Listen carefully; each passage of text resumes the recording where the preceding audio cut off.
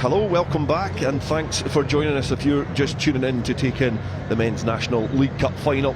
As you can see, it's going to be contested between National 2's Lasswade and National 2's Falkirk, two sides that know each other very, very well indeed this season. Now, we've already taken in the Women's Shield final. Biggar were successful in that game, lifting the trophy in a 66 points to 20 victory over West of Scotland. And then over in the Hive Stadium, it was Irvine who toppled Blair Gowrie in the men's bowl, 35 points to 32. So we've got the National Cup final coming up here. Over in the Hive, we've got Cumnock versus Moray, and in the women's plate will be the last game at the Hive this afternoon, Caithness Krakens versus Uddingston at 4:30. About the same time as Watsonians lock horns with Hillhead Jordan Hill, and then the curtain comes down with the Scottish Cup final, Inbrakeys versus Hawick. So the spectators now swapping seats. Biggar in West of Scotland, most of the spectators have departed for refreshments and have swapped in with the travelling support that has made its way from the relatively short distance from Lasswade and the longer journey from Falkirk, as these two sides look to compete in this National Cup final. Starting to settle in and take their seats, and alongside me, James Wade. This is a great occasion for club rugby, but this should be a really competitive game between two sides who know each other really well. Yeah, like you say, they've both had really good ones into the final so far. Great day for rugby as well. Like, the pitch is looking great, conditions good for getting the ball moving around, and we should see a really compelling contest today. Like I say, they've played each other a few times this season, so they definitely know the strengths and weaknesses of each other. So all the spectators, as you can see, basking in the sunshine. Unfortunately, we're missing that slight angle of the sun, which is over the capital here at Scottish Gas Murrayfield. But we're wrapped up well looked after, and we're poised and ready for what is going to be a great battle between these two sides. Gives us an opportunity to have a little look at these two sides which have a rich history in the Shield. Certainly, this is obviously a new competition, but Lasswade were back-to-back victors in a final here, 2010 and 2011. And they've actually got 6 survivors in this squad who played in 2011. And players such as Graham Cook, who vice-captain the side, alongside Dale Robertson in the front row. And Dale Robertson got an interception against Hawick YM in that final victory in 2011. And then in the backs, a very experienced backline as well, with Russell Gladstone, one of the players, a survivor from that final victory against Hawick YM 13 years ago. Link as well, Andrew Hall, who's on the bench, one of 3 sets of brothers. His wife Carly is playing for Watsonians against Hillhead in the Sarabini Cup, which is the game which follows this one. Falkirk, they were 2007 victors in the Shield against Garnock in a tight final, 15 points to 14, and they have got a squad littered with experience. Up front, Lewis Skinner, recently returned from Super Series duty with Stirling Wolves, lines up in the front row. Steph Yarrow in the middle row is a Caledonia Reds cap, playing for them last season. And then in the backs is probably where Falkirk are most potent, led by their captain Harry Russell at scrum half. And in the fault, 10, Glenn Fault, the instrumental playmaker for Falkirk. And then Connor Fault, who's shown up well in the Inter-District Championship for Caledonia Reds, lines up at fullback. But on the bench as well, they've got some game winners, and certainly young Taylor Paul, who stepped in for Harry Russell at scrum half in his duties for the Caledonia Reds, will be one to look out for from the bench.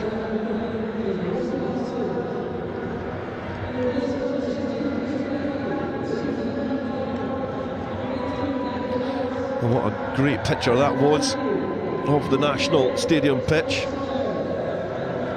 as Peter Hope probably watches on and basks in all his hard work on the ground here at the National Stadium.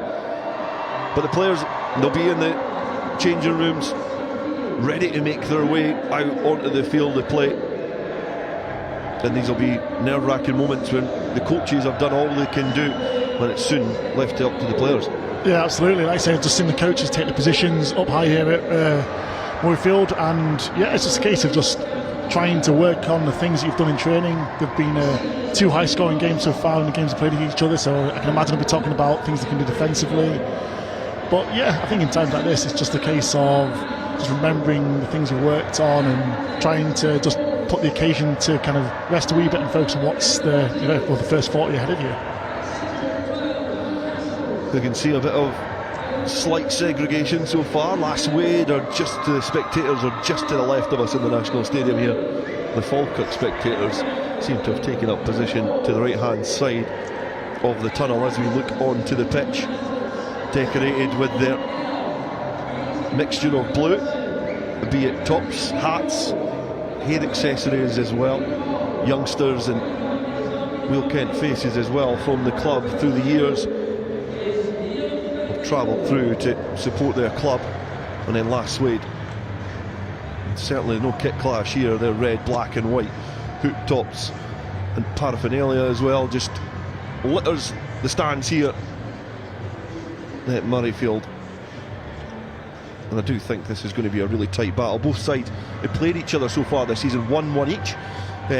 Falkirk were victors in November, 55 points to 33, indicates it's going to be a high scoring game. And then the most recent clash at Hawthornden was 48 points to 21 to Lasswade, but the Inter-District Championship was on at the time.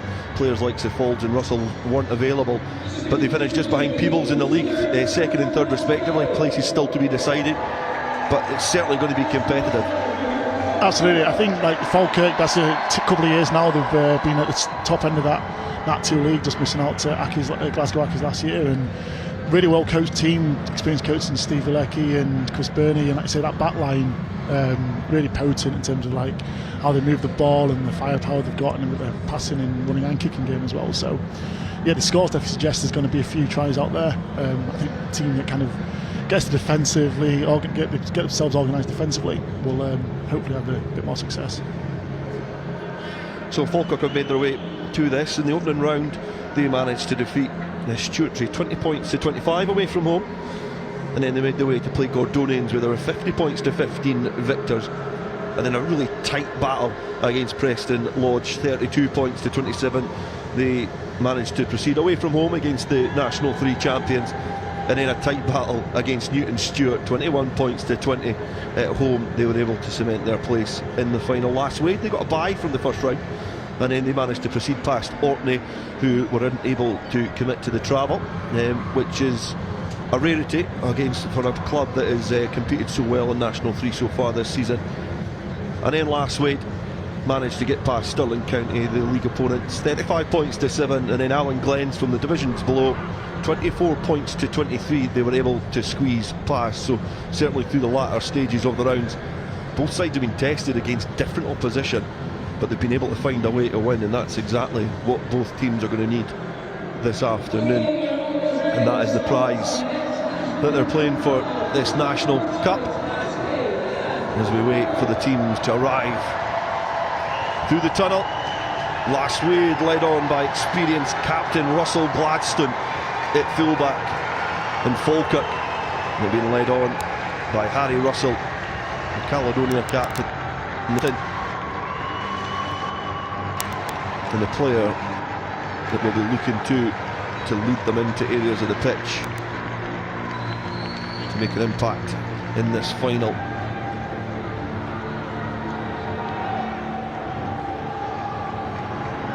Glorious occasion for these players, occasion for the clubs, the friends and the family,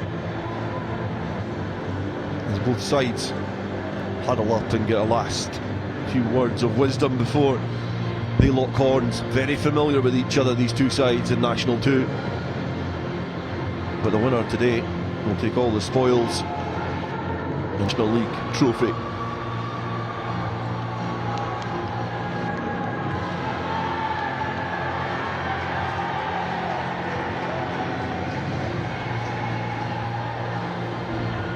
It is going to be Falkirk to get the match underway. Glenn Folds, good to see him back at Falkirk after time elsewhere. Most recently Burramere Bears.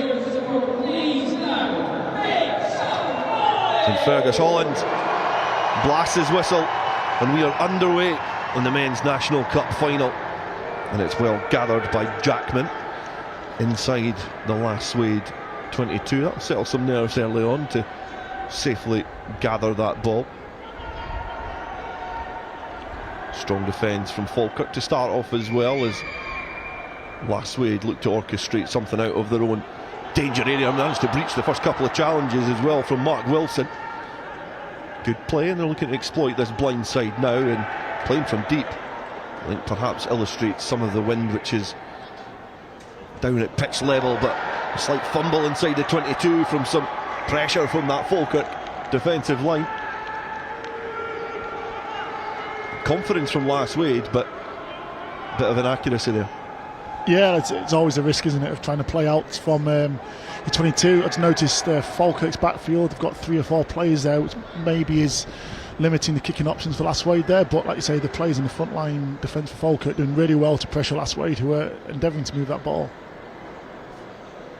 The last of the spectators just making their way in from the bar area. I've not missed much so far, a minute in. If you were at the previous game, you'd already missed the first try, as Biggar were able to take an early advantage in this cup final. Falkirk through Russell, tries to float the ball to Folds, and it's his brother Connor Folds interjecting from that fullback position, scoops up the ball onto the 22. Now a barnstorming run from Gregor Dodd, who makes some good inroads to this Lasswade defence. Folds now out the back looking to link up. Can they get the ball through the hands? Well gathered at the second attempt from Callum Hunter, with the try line beckoning, was able to get the ball under his control. Skinner now, an experienced, somewhat young front row, and Folds drifting and gliding into contact, gives it to Dodd yet again. I would imagine he's going to be omnipresent in this game as Russell gestures to get his players in a little bit tighter. The carry forward going towards the line. The referee's got a good look at this one, Fergus Holland. And another burrow towards the line yet again. And the referee gesturing, that's been held up. It goes back for the penalty advantage. It's been a positive start for this Falkirk side, and they're marching with the referee pretty quickly, almost looking to go quickly as well, Callum Hunter, but I would imagine they might be wanting to stab this into the corner. Yeah, just to get definitely been a territorial kind of foothold from Falkirk so far. That axis of 8, 9, 10 for them has really kind of put them in positive position. Let's see how they get on with this first line out of the game. Mary Pringle, one of the assistant referees, loitering in the touchline there. As Falkirk need to be accurate at this line out. They are. It's good from Andrew Gillespie. It's been brought down, and a side who are known for their energetic back play are trying to rumble it through the forwards, and they're trucking towards that line. Can they keep it structured? Can they keep it in? Defence from Lasswade, and well drilled this time, but the match official signalling the penalty is going to go the way of Falkirk yet again. Russell give it back to Folds, and they'll press the reset button and go back to the status quo.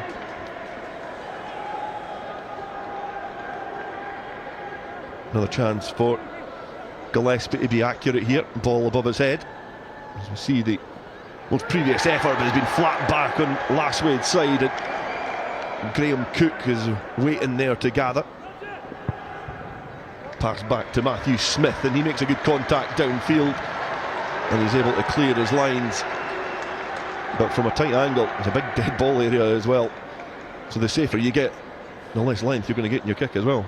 Yeah, absolutely. Great read there by the Lasswade line-out. Steph Yarrow, obviously an experienced line-out operator for Falkirk there, and Lasswade identifying that he was go-to for them again. Gillespie, third throw into the line-out, and second time he's found a Lasswade hand to get in the road. There's Alistair Lamont, and it's back to Smith again, and he wants to try and, looks like he wants to keep this on the field of play. And back on his heels now is Gregor Brodie, and it's floated above his head, and that's a great exit this time from Matthew Smith, and he's able to turn the Falkirk left winger and just catch him out of position. Yeah, definitely. And Gillespie will be feeling the pressure of this line out. That's 2 they've identified. Lasswade identified that the ball's gone to Yarrow, so let's see how they adapt this time. Third one to look at. Line out successful this time for Falkirk, able to hit their target. They bring it down, they keep it tight. They need to secure this ball, build a platform to unleash their Dangerous backs. They're going down the blind side now. Folds shifting the target. Russell pulling the strings. Yarrow now. And the carry forward. Gillespie definitely finds his target that time. Mixing the ball against the grain. Great offload. Now it's releasing Brodie. He arcs his run back in field. The offload was almost there for Russell, who was tracking a line. Just not able to receive the ball. He resets himself well. Skinner receives a dubious ball. Russell then travels with the ball in hand. It looks like he's going to release Faulds, and he's just interjected into this line, and he's going to get the opening score in this final. It's an excellent try from Connor Faulds, and out of absolutely nothing he was able to slalom his way into some space, orchestrate himself into open prairie, and he goes in, punches the air, and goes in for the opening score in this final. Falkirk there just pressing and probing, just moving the Lasswade defence about, looking short side, looking at a bit of short plays, but then ball goes out to Connor Faulds there, and this final step here leaves the full-back for dead. Great bit of evasive running, outstanding finish, like you say, from not really much on, just takes a lovely angle back against the grain through the middle of two short defenders there, and like I say, that composure just around the full-back. Great score under the sticks, and the conversion should be a formality. I can see why, with that pace and that blistering pace into the line, how he ended the season of my mate Willie Aitken prematurely. Conversion attempt from Glenn Faulds, is successful, and it's a full 7 points for the Faulds and a full 7 points for Falkirk, and that's a good start for Falkirk. And again, it's a clash of styles here, a team who traditionally will strangle you up front against a team who are looking to stretch in the backs. It's well challenged from the restart. And Jackman looks to pounce on that loose bobbling ball, and it's now Lasswade's opportunity to flex their muscles as the ball's ripped. Robertson gathers, but the referee's brought that back for a knock-on. Good defence again there from Falkirk. Yeah, that's only the second time that Lasswade have had possession since the first minute, and definitely need to try to get a foothold into this game, keep hold of the ball, and just try to build confidence. But like you say, great defence from Falkirk there, and a great strip on Dale Robertson. And you can see there again the balanced running for the opening try scorer, Connor Faulds. So quick, we're struggling to keep up with him.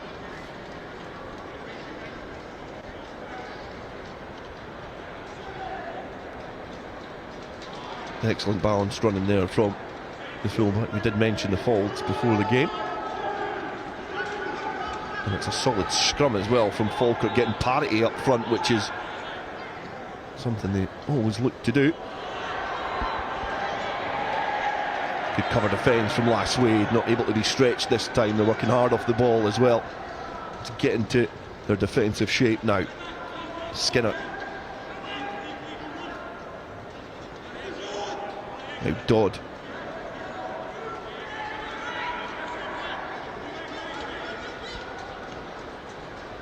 Back to Falls to kick downfield. Looking to attack from deep, so it's gathered by Grant Innes. And Russell Gladstone, the captain, can travel with the ball in hand. And it's in, it's open for Lasswade. And now they're in behind, there's some support players there. Are they able to breach this Falkirk defensive line? The offload is in. This is brilliant rugby if it can go to hand. Lasswade keep it alive through Jackman. He gets the offload in, but it's went into open field. Now it's Falkirk's chance to try and counter-attack. It would have been a brilliant try from Lasswade if it had came off. The ball is still alive and they give away the penalty. Just not able to get that final pass in there from Lasswade. And Falkirk hunched over now, getting a bit of a breather. Can kick downfield. Yeah, I mean, just identifying the space in behind the breakdown there, but the way that Lasswade support the ball here, always looking for intent to keep that ball alive, even as they're getting hit. And like you say, just that final one, probably there, just not going to hand, which probably just slowed down the attack. And Falkirk did really well to scramble, to put pressure on those last offloads, and managed to get away with that one. Great break from Grant Innes. The offload coming in there from Daniel Sutherland. Just not able to find its target. Falkirk were all at sea. They're not able to find the target from this line out yet again. The tip on. Lasswade shifting the point. It took contact, getting through the hands now. Straightening up the line to attack Falkirk in a more confrontational style from Lasswade. Sutherland distributing well. Grant Innes bouncing off of his wing. And Lasswade do benefit from getting the penalty. And it is very strange in a Lasswade Falkirk game to see Falkirk get a little bit of the upper hand up front, and Lasswade look really dangerous in the backs as well. Yeah, you can definitely see they're trying to keep that ball alive, little lifts on the ground, trying to avoid that breakdown. But like you say, they've actually won a couple of breakdown penalties against Falkirk there. Maybe Falkirk being a bit over-eager at times. And they've not been accurate at their set piece either. That offloading, swashbuckling style for Peter Wright's side has got them into an attractive position. They find their target, they bring it down. They congregate on this drive and maul, which has been marched back by Falkirk. And then they deploy the backs, centre field, twisting and weaving out of trouble. Quick to clear the contact as well.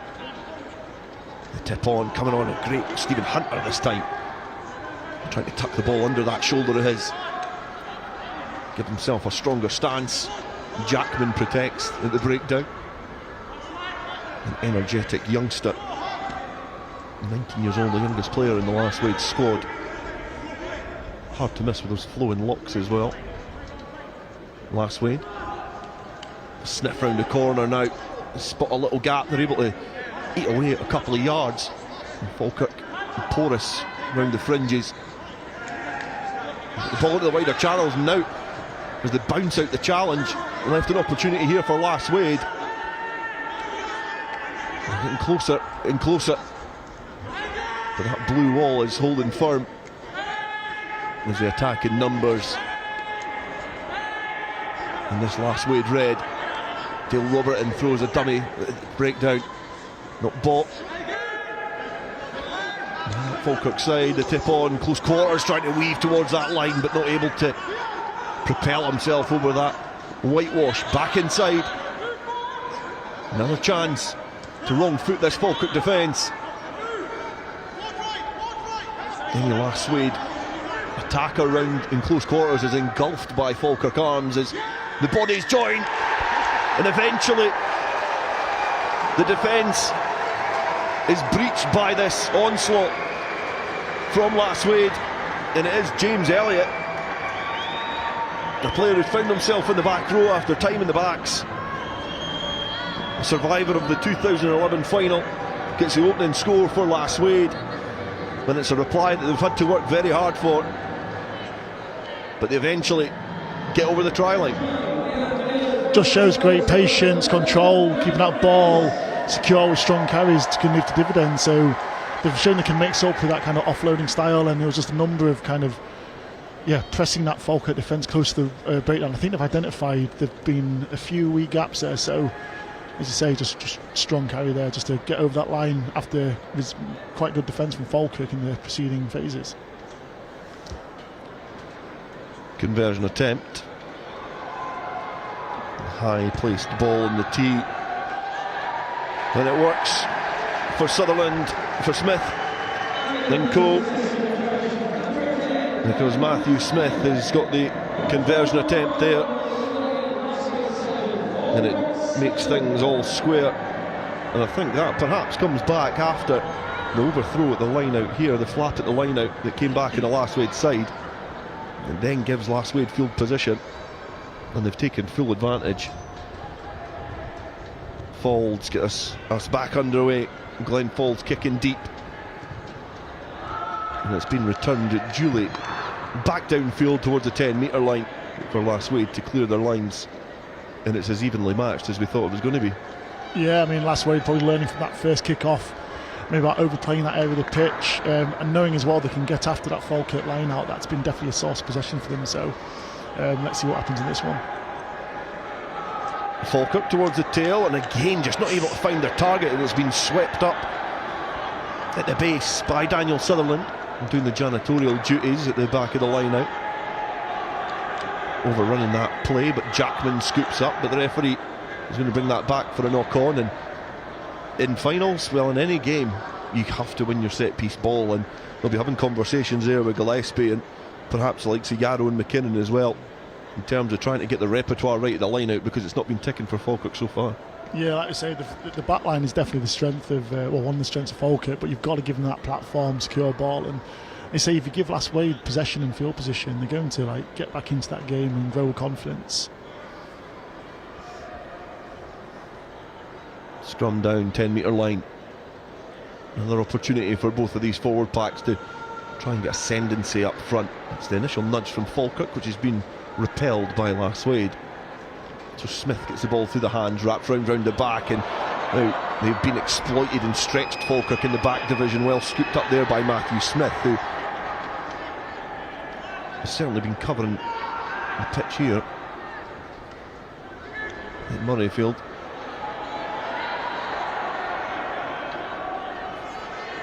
Gregor Dodd, who's the initial tackler there, did an excellent job of suffocating that passage of play. He's played at Falkirk since he was 5 years old, so he's well versed in making those type of challenges when he's draped in those colours. But it's a difficult art as well nowadays to be able to complete that tackle. You know, the years gone by it was probably a little bit more easy, but you'll see here great defence from the tower in number 8. Yeah, so with the new change in the tackle laws, with the initial tackle being under the ball, it is hard to kind of wrap that ball up, but there's still an opportunity for the second tackler to come in and get their arms under and to hold up the ball. Like you say, when the ball's created there, it gives Falkirk the advantage that they just have to kind of keep hold and bring it to floor, and then, like you say, win that turnover.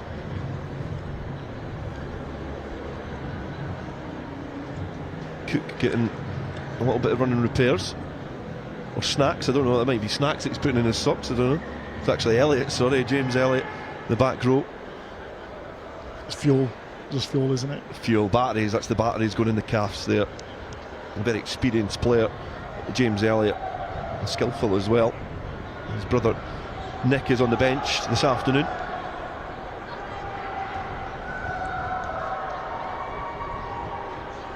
And the squad has 3 sets of brothers playing for Lasswade in the scrum.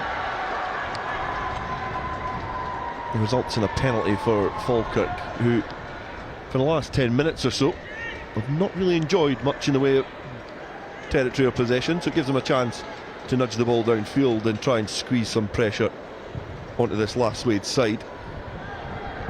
And it's not the best of attempts there from Faulds, as Gladstone watches it, and he'll be disappointed with himself there, Glenn Faulds.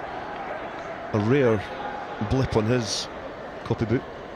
Yeah, like I say, these things do happen at times, but I can imagine he'll be wanting to park that and just focus on that next phase of play and then make amends as soon as he can. Goal line drop out, and Smith just looks to try and lump it and find a blade of grass. He's not able to turn Brodie this time. He gives it to Connor Faulds, a try scorer, and then they bring in the heavy arsenal of Gregor Dodd to truck it up. Makes good inroads as Faulds puts boot to ball and gives his wingers something to chase. Gregor Ramsay just not able to get the bounce of the ball, but is squirmed out of that breakdown. And it's went off the field of play. It looks like it's probably going to be a throw into the line to Laswade. But Faulds is a type of player that has a lot of different skills in his repertoire and keeps defences guessing, so he's able to drop it on his boot in the blink of an eye when you're trying to drift across and trying to cover him. You can see here a great skill set and good awareness of where the space is on a rugby field. Yeah, as they move the ball wide, they're definitely looking for whether that fullback and wing come up, and like you say, he's played for numerous levels and has that expertise to kind of push that ball around. Keeping the ball in hand off of the line out. Lasswade want to secure it. the way downfield. Smith on the wraparound, gets his right boot onto that as Faulds occupies that tram line. Almost on back guard in Rugby there from the Faulds. You look to try and link up, but against the blind side, this is where the space is for Falkirk. Looking to try and keep that ball alive, but it's drifted forward. It's went to ground, and waiting there was Grant Innes from Lasswade. It'll be put into the scrum, and Lasswade. Ooh! Well, there's a lot of things in a cup final that you need to be able to keep the head, and Stephen Hunter has completely lost his there. Very unsavoury scenes here, and if I've seen what I've seen, there is only one outcome for that sort of action on a rugby field, and if he has done that, and he's done what I think he's done, he's not doing his side any favours this afternoon.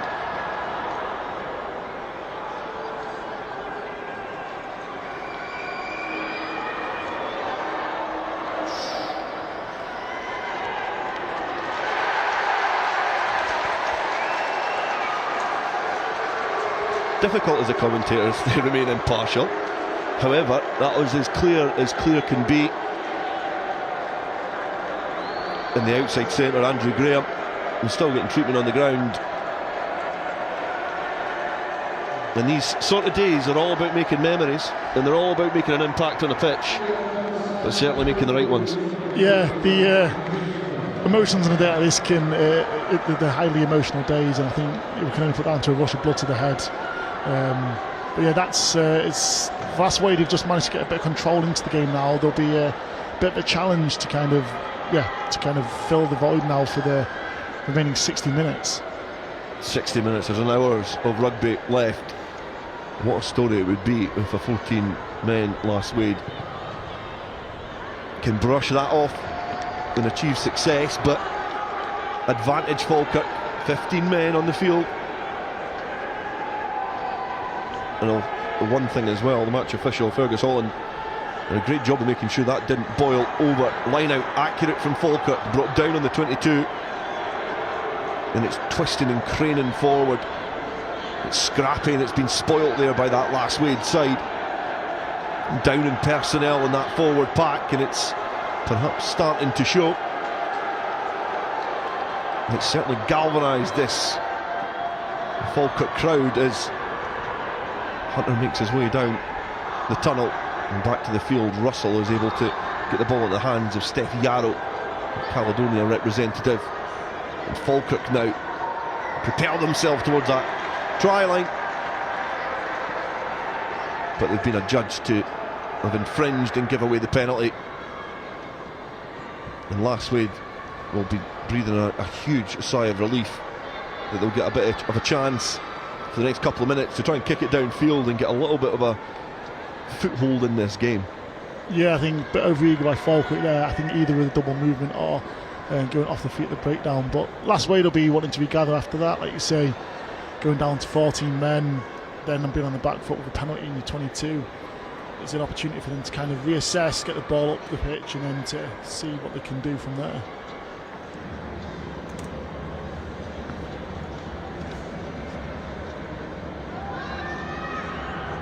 It does look like there's going to be a replacement for Lasswade. A reaction perhaps to what has happened just minutes ago. We've been treated to some brilliant passages of play in this game. Some real showcase moments. We've probably seen the good, the bad and the ugly in the opening 20 minutes here in the National Cup final as Lasswade through Smith kicked downfield.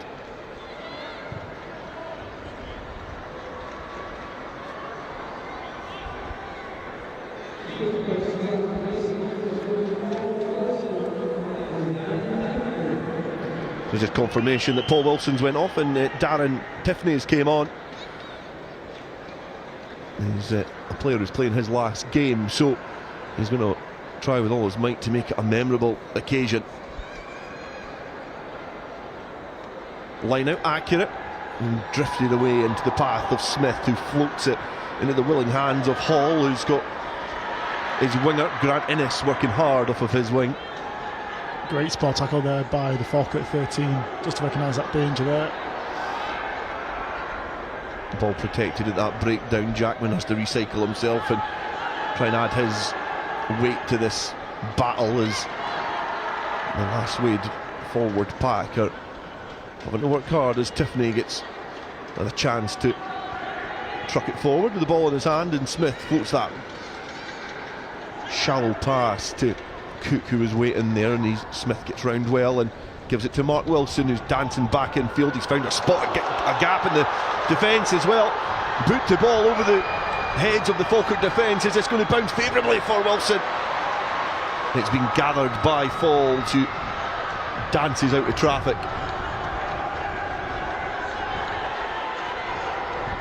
So Falkirk cover the attacking passage of play by the Lasswade outside centre relatively well.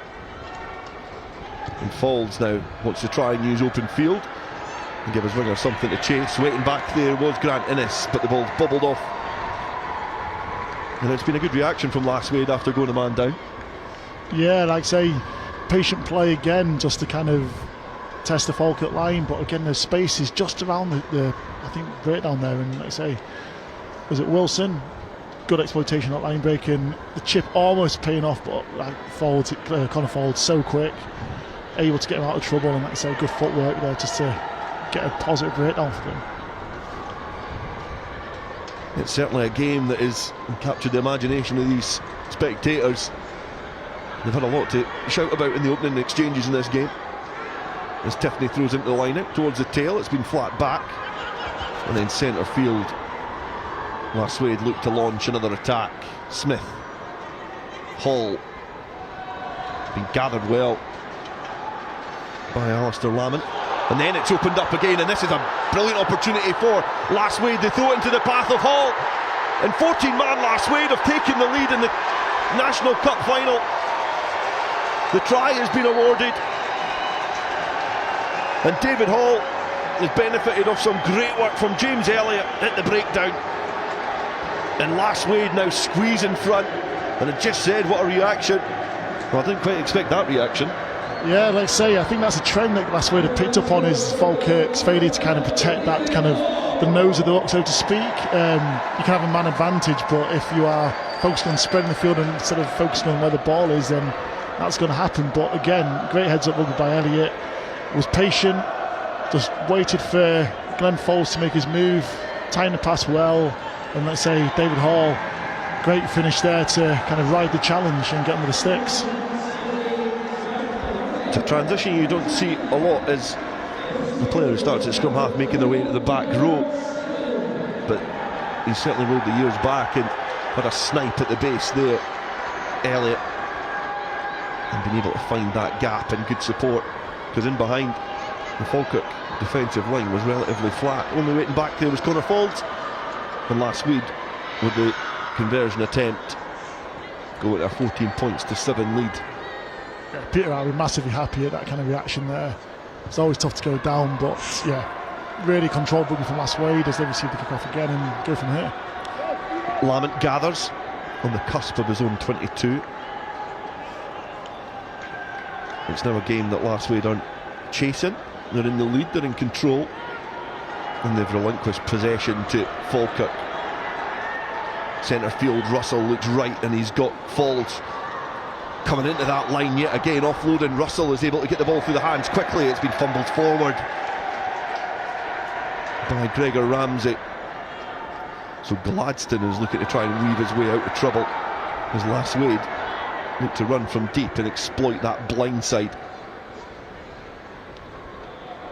Opting to keep the ball in hand, and Lasswade are in behind again.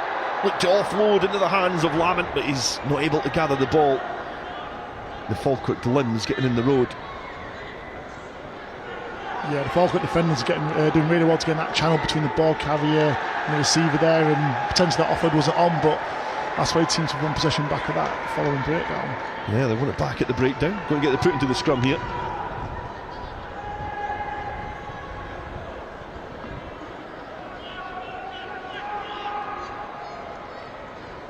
The referee going to have a conversation with captain.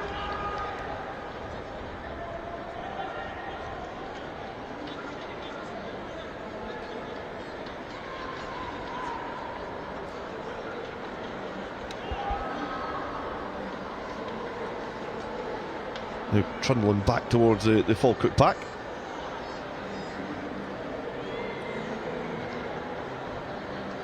Not received well by Harry Russell with the outstretched arms. It's not like a Russell to be centre of attention on this field.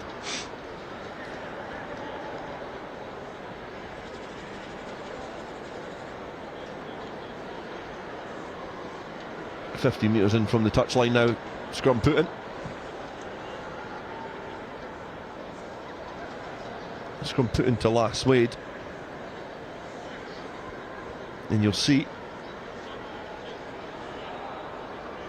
there's a gap on the open side of this scrum where a player would used to be. A reshuffle in the pack, the scrum not coming to fruition. And this will work in Lasswade's favour as well, certainly going in towards the closing stages of this first half. Breakdowns and scrums just eating away at the clock. Yeah, I'd say they can just focus on just bedding down his set piece. Falkirk have had a few nibbles at the scrum, like they've had one penalty and I say a couple of shoves where they nearly got the Lasswade pack going back. So the 7-man Lasswade here do have a bit of a job just to kind of stay square and try to not go backwards. Easier if you're going to be getting free kicks off of the scrum, as the ball is given yet again to Grant Innes, who's had an energetic start to this game, working hard off his wing as Elliott links up with Jackman, who's then been speared towards the ground, legally so. The referee signalling the penalty. Is the game going to go the way of Lasswade, and a conversation with Harry Russell is required? Yeah, I think that's a few penalties now for not rolling away. So again, great tackles by the Falkirk lads, but they've got to really make an effort to kind of get out that channel.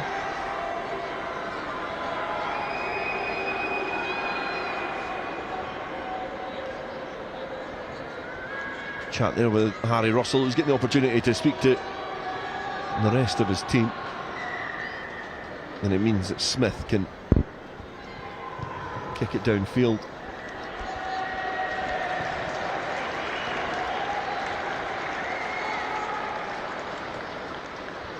Nine minutes without parity in terms of playing numbers in the field, and Lasswade have reacted impeccably for the duration. Tiffany, his sons Ethan and Finlay watching on, throws into the line out, and he throws into Falkirk hands. He quickly hooks it towards proceedings to try and get the ball back, but it's been kicked downfield from Russell, gathered well by Lamont. And Gladstone gives it to Grant Innes, who's just taken his eye off of that stooping pass, and it's just fumbled forward, and it's perhaps the first error in his game. He's been very involved in the opening exchanges, but as he tries and spread the field, just taking his eyes off the ball, and lucky he got himself in the road as well with that Falkirk pressure. Yeah, Lasswade's put themselves under a bit of undue pressure there. I was about to say they've been really clever in how they've managed the field since the red card. Been mainly down in Falkirk territory, but opportunity to launch a counter there, and like you say, just that moment lapse concentration give Falkirk a really positive platform here with the centre field scrum. The rings of Falkirk and boos which precede it ring around the stadium as Dodd breaks away from the scrum. He breaches the first challenge, then the second. It's going to take two Lasswade defenders to bring the towering number 8 to his knees. Yarrow tips the ball on to his second row partner there, McKinnon. And Falkirk have an opportunity out wide. They're able to stretch the field, and Brodie is in. And Falkirk, after some good work from that scrum, additional personnel required in defence for Lasswade, and when they narrowed the defence, Brodie was hugging the touchline, received the pass from Falls, could dive in for a reply score for Falkirk to take them 2 points adrift. Yeah, really well done there by Falkirk. The pace of Gregor Dodds off the breakdown, off the scrum there, sorry, just really stretched that Lasswade defence, and they had to kind of flood that area where the line breaks had, which, like you say, just leaves that space out wide, and Falkirk just calm as you like, one phase in the middle, and then just crisp hands to take it out to Brodie, who finishes really well under the pressure of the winger there. Made his debut for Falkirk in 2005. Scoring in a final for Falkirk in 2024. A very storied career for Gregor Brodie.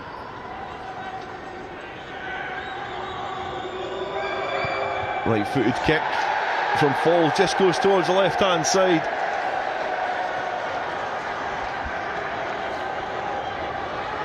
Which is well received by the Lasswade supporters. Yeah, enjoying a few days in the sun. There's good banter between the crowd here. I don't know if it was sunny at 8:30 this morning. It's definitely not where they're sat in the stand at the moment, but both sets of supporters definitely enjoying the day. Flat back, and it's been well gathered by Tiffany, who does well to control that ball and give it to Smith, and then Cook is there waiting and throws a wild dummy, which is almost bought by the Falkirk defence, and Smith then floats the ball out the back, and Gladstone has to juggle. Bounce off of his right foot, then his left, and his legs are wrapped up by the most recent try scorer, Brodie. Second row Lamon now. And Dale Robertson cutting a tight angle back in field. Not able to get the angle right, bit miscommunication there from Lasswade, and it gives Falkirk an opportunity now to launch a counter-attack downfield. Fizzed away there by Yarrow at the breakdown, and now Glenn Falls is travelling with the ball in hand, offloading back in field to Ramsey. Ramsey spots a little gap. Russell to Yarrow. Yarrow bounces the challenge. The quality of the shirt's tested there as Falls now glides again into the line, and then waiting was Kieran Lamont. He was in the right position for Lasswade to intercept that pass. Offload there from Connor Falls, almost finding a Falkirk player. And you would imagine if that had went to hand, danger was on.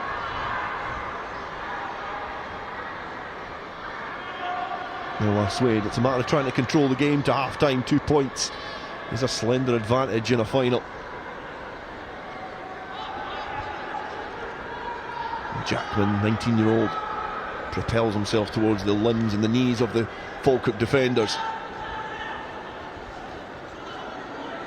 And Lasswade doing well to stand tall in the tackle and offload back in field.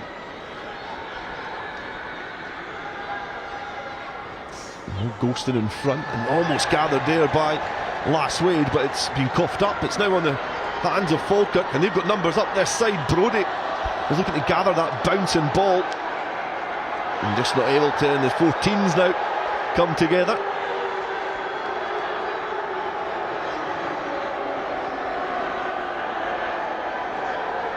And the match official is going to have a conversation with Mary Pringle. Brief at best.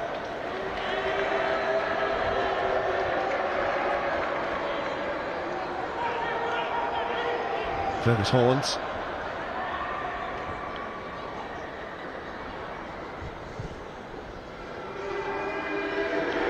He's having to deal with a very ill-tempered affair, and Brodie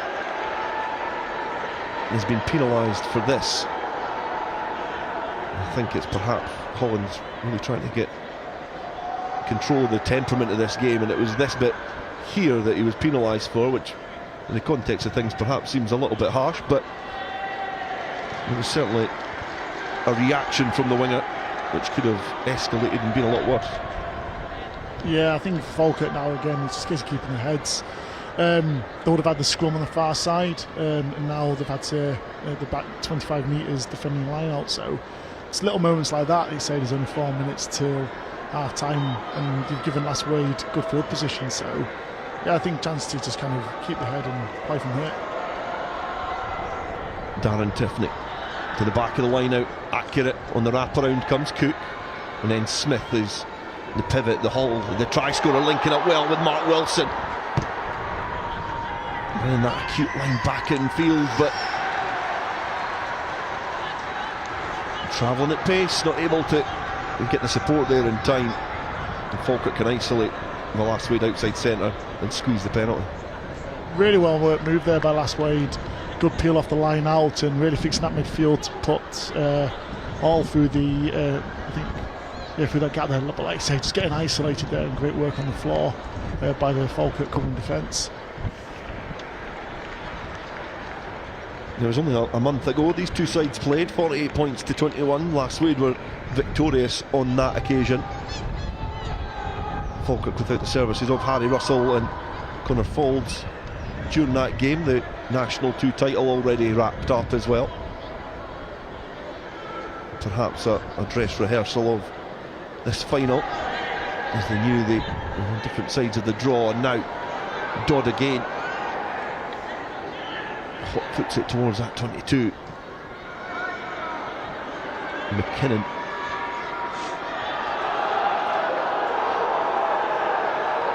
The referee gives the penalty and Russell takes it quickly. Wiley, number 9 for Falkirk, has made some good ground for his side. Options on for different things in a closely fought final, but the attacking intent still evident from this Falkirk side. Russell stoops at the breakdown, has to protect. The forwards pick and go to win the close quarter battle there. As Falls travels, bounces off his feet, manipulates a situation where he can release Connor Falls. The referee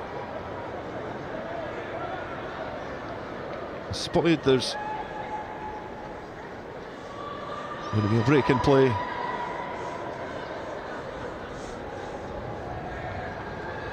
And we're approaching a very important part of this game.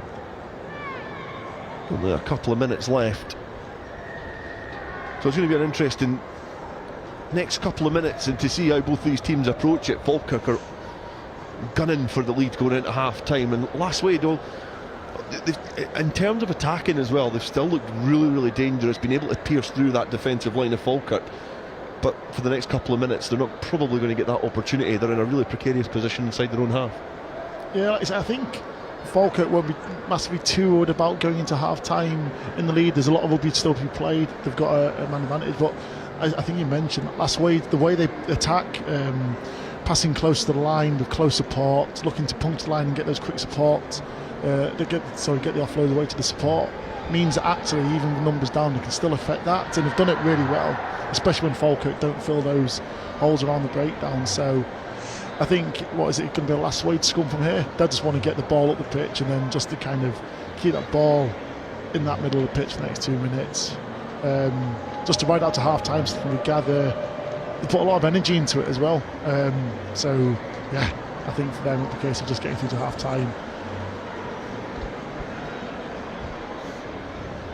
Spectators watch on, just hidden from the sun which scorches the pitch here at the National Stadium. And just a reminder that before this game, the Biggar were victors in the Women's Shield against West of Scotland, and also Irvine were able to turn over Blair Gowrie in the Men's Bowl. That game was played at the High Stadium. Cumnock versus Moray is currently ongoing on that pitch at the moment. And then after this game, they've got 2 games coming up. One on the High Stadium, which is Caithness Krakens versus Uddingston, and then on BBC Albert, coverage starting at 4:20, is the Sarah Beanie Cup, and the holders, Watsonians, will be playing Hillhead Jordan Hill in that fixture. And then back here on Scottish Rugby TV will be the Scottish Cup final, coverage starting at 7:05, which will be Edinburgh Accies against Hawick in the Scottish Cup final. Hawick, the current holders, and are gunning a historic double-double after clinching that last year. They're actually going for a treble because they've won the Border League as well, so they're trying to go one better than they did last year. That'll be an interesting game against Edinburgh Accies, who are somewhat a different name in these circles over the last couple of years, and how they approach this occasion. It'll certainly be an interesting development. still a lot of rugby to be played. I appreciate you joining us. If you're tuning in online, if you're close by, get yourself down to take in this huge celebration of club rugby. And we've been treated to a brilliant National Cup final here as well. And try from Connor Faulds, and a great reaction from Lasswade through Elliott and Hall, and then Brodie with the most recent try. And Jackman, the player on the field at the moment, getting a little bit of treatment. Is having to work tremendously hard in the back row for Lasswade after the early red card for Stephen Hunter.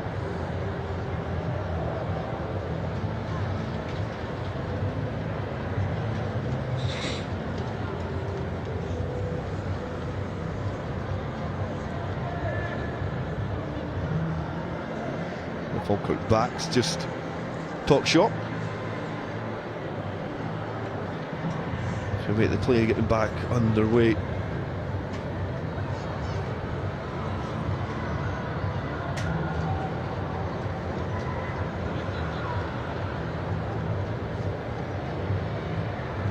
Peter Wright is taking his way back in the dugout as well. Familiar with these surroundings, he was a winner with Glasgow Hawks against Peebles, 21 points to 14 in a shield. Also did a League and Cup double in 2005 with Glasgow Hawks, and the Bowl in 2000 with Murrayfield Wands as well. So great leadership from in the Lasswade camp. And it does look like there's going to be an introduction as well. A replacement of sorts, because Jackman is coming off for the time being to get some treatment.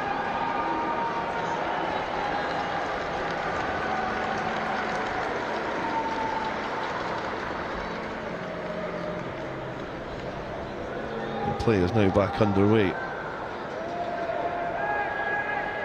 Solid scrum.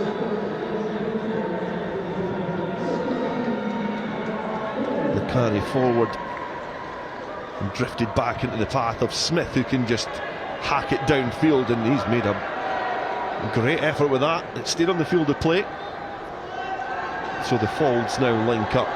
Connor finds Glenn, and Glenn then scoops it into the path of Dale Robertson, who calls the mark inside his 22, and a little nod alongside me. A smart move there from Dale Robertson, just to take a little bit of the sting out of that. Yeah, last thing you want to be doing 30 seconds after half, get into a kick battle, or maybe having your forwards one backwards to hit breakdown. So Dale, experienced player, just takes the pace out of the game, means that they'll take a scrum off this free kick. Yeah, made famous by South Africa in that quarter-final versus France, but this will enable them to see out the clock. And it's not the first time I've heard the phrase Dale takes the pace out of the game.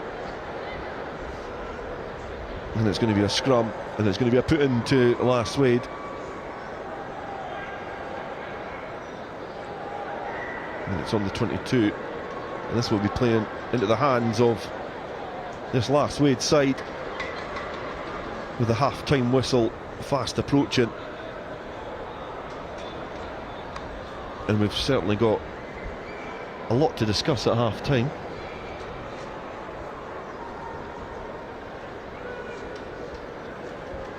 Loitering there, Daniel Sutherland gets a steady scrum, passes it back to Smith, and the quick turn, a little pitching wedge off the field of play, and that brings the first half to a close here at Scottish Gas Murrayfield, and it is finally poised between these two familiar foes. Lasswade currently hold a slender 2-point advantage, 14 points to 12 they currently lead. And Falkirk quickly trying to jog off the field of play. Both sides intertwined as they make their way down the tunnel, and it gives us a chance to get a breather, take stock, and we'll get an opportunity to review the first half. And it was an energetic first half, confirmation of the half-time score, 14 points to 12. Finally poised in this National League Cup final and it got off to a great start for Falkirk. Obviously with some brilliant balance running there from Connor Falls. He got the opening try on 7 minutes, and it was a bit of individual brilliance. It was a great finish as well. Yeah, like I say, the angle that he just cuts here off Harry Russell, it just puts the Laswade defence in so much trouble, and to step off that left foot, really well balanced run and finishes with style there. And that's probably it seems a long time ago now, but that Falkirk were came out the gates flying, and then Lasswade here this is after a good bit of possession whereby they'd kind of probed the Falkirk defence, which had held up really well, but in the end pressure tells, and the Lasswade just kind of driving through there for that try to bring him level. Elliott with the try there, James Elliott, and he was brilliantly assisted by second row donning the number 5 on his back, Stephen Hunter, who was able just to barge him over the line to get that try. But perhaps that was the last positive involvement of Stephen Hunter. There's a little break in play, a little coming together of him and Andrew Graham resulted in this unsavoury moment, which seen his final come to a premature end. Yeah, I mean, it's something you just can't do in a game. It was right in front of the referee. Like I say, probably a loss of blood, rush of blood to the head, and we thought it'd cost his team dearly. But Lasswade seems to have been galvanised since then, and really focused their attack. Been looking around the fringe as well, and the great finish here from the break from James Elliott by David Hall. Again, that's been a bit of a theme. Lasswade finding those spaces around that Falkirk breakdown. Falkirk maybe not using that man advantage to set the spaces quickly enough, and really outstanding play here by James Elliott just to release David Hall, who finishes well under pressure from Glenn Folds there, I think it is. Yeah, brilliant try there from Lasswade. Great work from James Elliott at the breakdown, and it did end up resulting in this passage of play and this reaction from Falkirk. The second rows linking up really well. McKinnon and the pace of that ball from the breakdown into the hands of Fold, who could float the ball into the pass of Gregor Brodie in his 19th season of senior rugby to dive over in the corner for a try. And it was just the reaction that Falkirk needed against an almost galvanised Lasswade side. Yeah, I think just before that there'd been it was the unforced error in midfield, and from that scrum the Falkirk 8 there, Dodds outstanding break, got right round the flankers, got deep into Lasswade territory, and then the experience there of Harry Russell and Glenn Folds to dictate the forwards around, to punch again in the middle, and then loads of space for Gregor, for Brodie out wide, and like I say, and he got someone with the skills of Glenn Folds to float it straight into his hands for a relatively easy finish. But it was almost Falkirk living off scraps a wee bit there. It's definitely been Lasswade had been more galvanised, I'd say, since the red card. So Falkirk in the change rooms now, they'll be looking at how can they again shore up that defence around the breakdown. I think they'll be looking at again how they can probably just cut out these transitions at set piece and stop giving Lasswade those field positions to kind of launch a really effective attack so far that they've had. Well, it's been an interesting first half here at Scottish Gas Murrayfield, and nobody knows what way it is going to go. And join us back here shortly for second half coverage of the National League Cup final between Lasswade and Falkirk, where Lasswade hold a tender 14 points to 12 lead.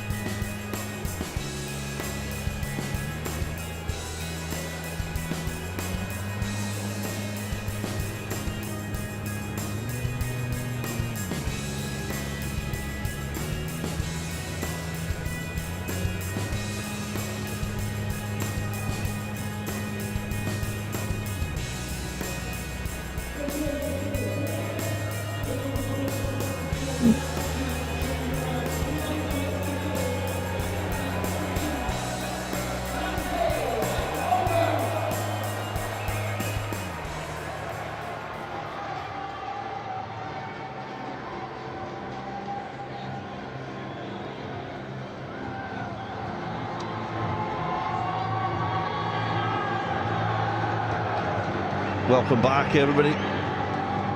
Falkirk and Lasswade are recharged, ready for the second half, and I hope you are too, as we were treated to a tenacious battle between these two sides. See a change in the Falkirk side to start the second half.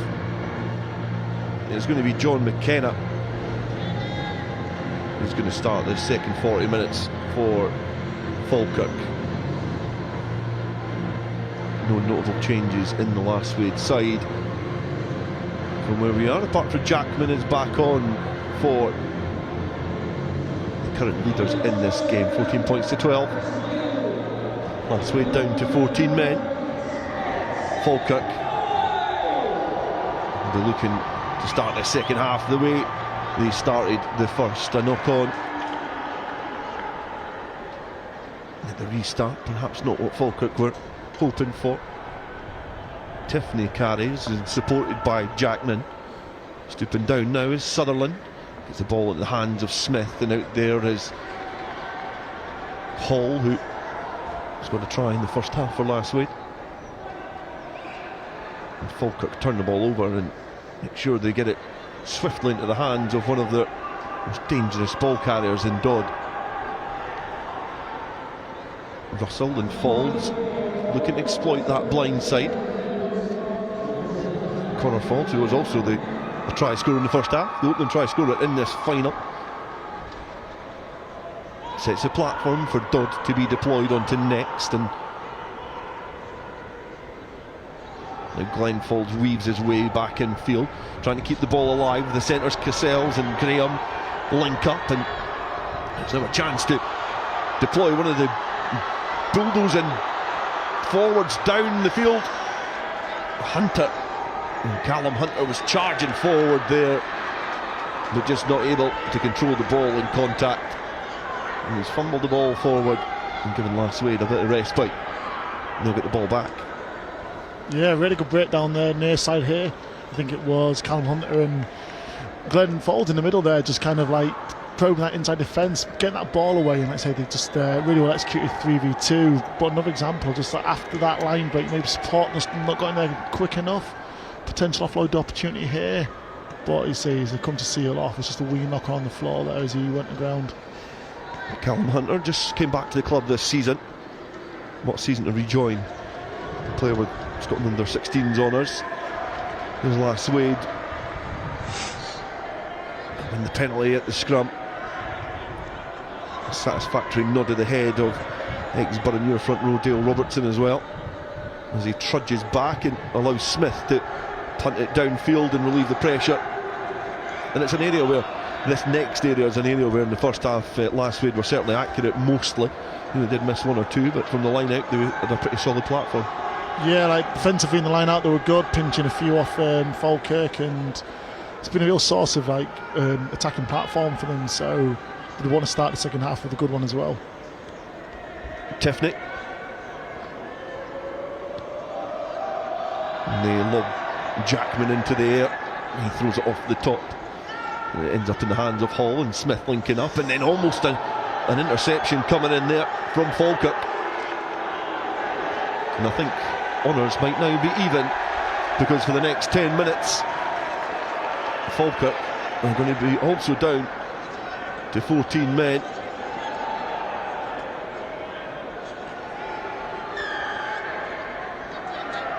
And there's going to be a void in the centre now for Falkirk for the next 10 minutes. And Andrew Graham is the player, ex-Dollar Academy student. He's going to get a 10-minute detention. Yeah, Lasswade bringing their winger really well off the wing on those set-piece plays, just to give them that extra man. And you can see there, like Andrew Graham forcing to getting into that space to have to do something. Like I say, he just shot out an arm and probably shut down a real line break opportunity with that, so you can see why a yellow card has been given. Line out accurate, both teams now 14 men apiece. And the charge forward from Blair Smith.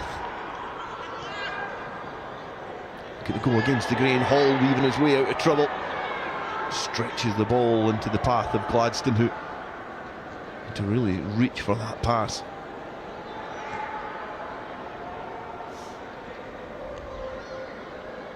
Chance now. Smith gives it to Robertson, and Robertson then passes it into the path of Alistair Lamont.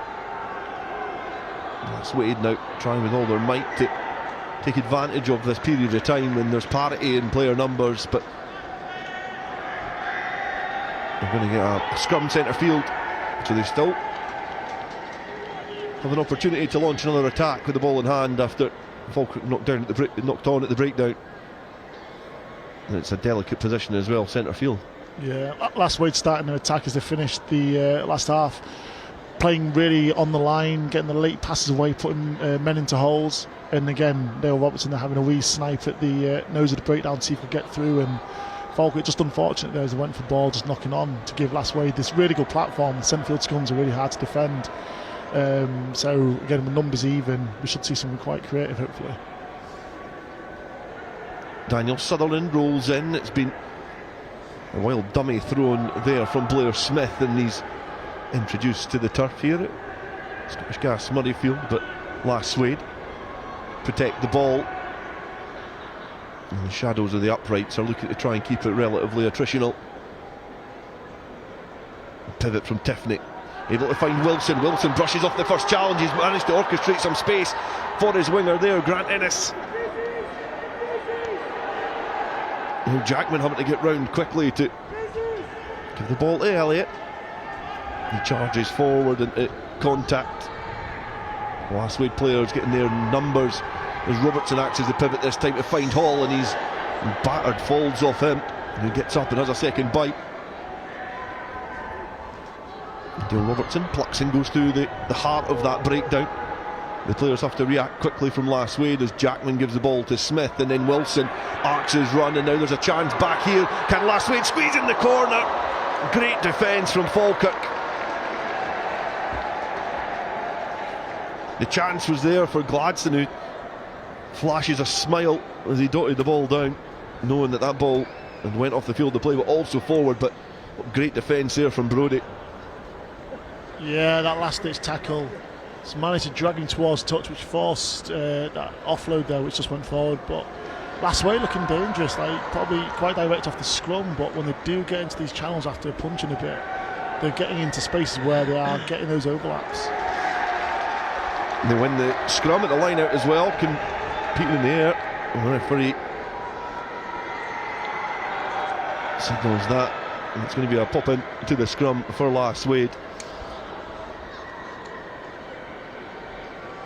It's going to be an interesting next 6 minutes, because Lasswade have the lion's share of this game, the majority of this game now, have been down personnel in the forwards, and there's a change just coming on because the void is in the backs, because Liam McNichol is going to be coming on for Falkirk, a winner in the National 18s Cup final with Stirling County.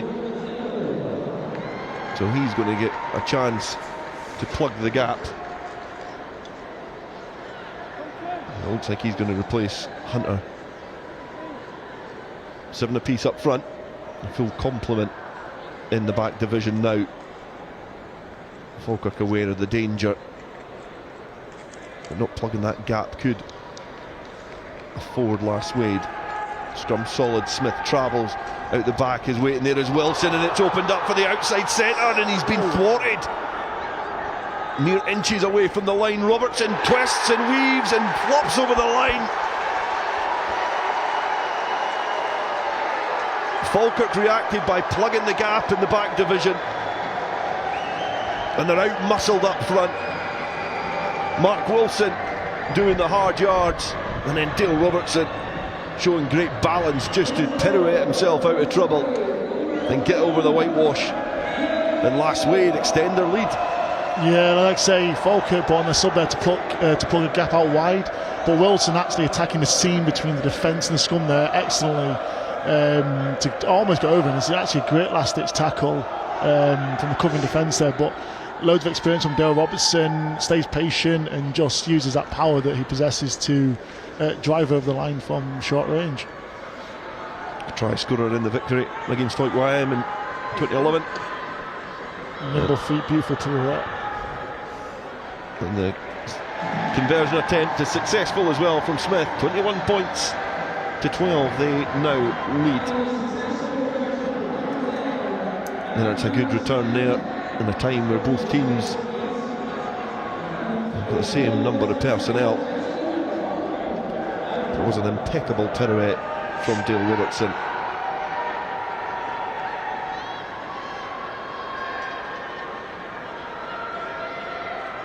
Falkirk get play back underway here, looking to try and play in the right areas of the pitch and give the ball here to Smith for Lasswade, and he tries to truck it up but is stripped to the ball in contact. It'll provide Falkirk with an equally as dangerous centre field scrum. Yeah, that's one of those coach killers, isn't it? You just scored, receiving the kick off, and then just an error like that, you want to just get the ball back down and make the team that's conceded work the way up the pitch. But you say when you've got Falkirk's back line, this position is the kind of thing you don't want to be giving away. Half an hour remains here in the National Cup final, and Harry Russell, the captain of Falkirk, waits patiently to pop the ball into the scrum. Dodd gathers, puts the big fend on, and Russell then gives the ball to Fall to his arc and his run back in field. Again he's broken the defensive line. Again he's close to this try line. Can he get himself over the line? He can. And it's a great reply from Falkirk. And it's that man again, Connor Falls. Great balanced running, but it's the power at the end to carry the Lasswade defenders over the line, protect the ball and ground it down. Well, I was just about to say what a precarious scoreline it was from a Falkirk standpoint, and Connor Falls has just blown that out of the water. The great exhibit of individual brilliance yet again. Yes, it's classic shots out there for scrum, but it shows he can not only just do the balance running stuff, but that's 5 metres he's gone with a couple of defenders on him, just keeping the legs driving, and yeah, that's tenacity in abundance there, just ripping and tearing through that Lasswade defence there and finishing like a, just with real determination there. Liam McNichol will be saying that it was his contribution that nudged him over the line. That's an assist. I'll put that down as an assist, as a conversion attempt. He's coming up for Glen Falls.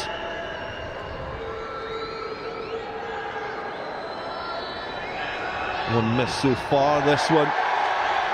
He's just went to the right hand side of the uprights as well. And there's 4 points in it now. Just under half an hour remains. And there's a minute remaining on that yellow card as well before Falkirk are restored to their full complement of 15 players.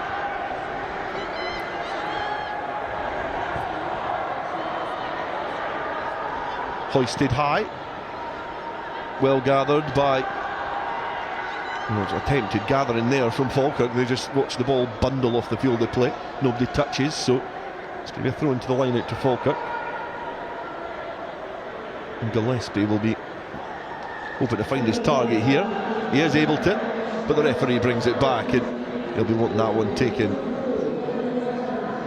again. Connor Haslett, who number 24, is on the field of play. Early contribution to try and protect this ball. Russell gathers, right-footed, kicks it into the sky and gives his teammate something to chase underneath that. As Daniel Sutherland is on an excellent game in the scrum half position for Lasswade.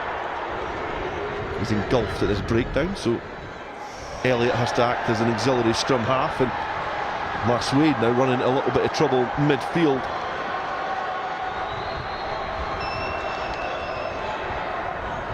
Yeah, just getting the timing of that. Those angles slightly off there. Don't think he knew much about it as the ball was delivered towards his chest, but it's losing a wee bit of composure there.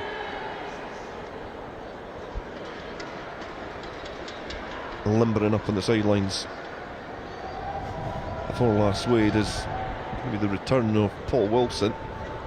Also Scott Sinclair is there as well. And he scored in the semi-final against Alan Glen, so he'll be hoping to make an equally as impactful contribution to this game. As the referee rises the scrum, outlines to the respective packs exactly what is expected at this passage of play. There's been a couple of stoppages at the scrum time, and if you're of a Lasswade persuasion, I'm sure you'll welcome these breaks as it nudges you closer and closer towards the National Cup final if the scores to remain the same. The nudge comes on from Lasswade, they turn it with the referee.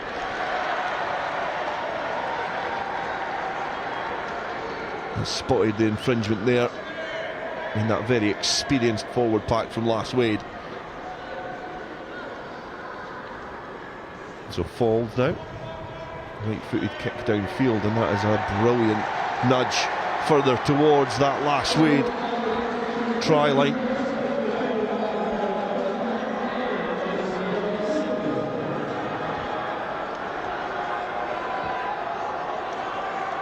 The Lasswade players arrive early at the line out. They set up, in the Falkirk team in a pedestrian-like fashion, cool and calm, make their way towards this set piece.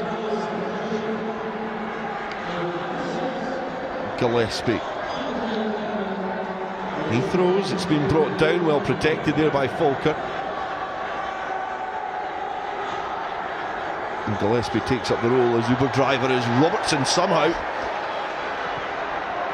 emerges with the ball, and then he has a have it moment and kicks it downfield, but he's only given it to Falls, who has been able to exhibit his power yet again. Centre field, two Lasswade players sprawled on the ground as Glenn Falls now glides with the ball in hand, tips it back in field to Dodd, who's scampering downfield. Great offload to Russell, who's able to find Gregor Ramsey waiting on his shoulder.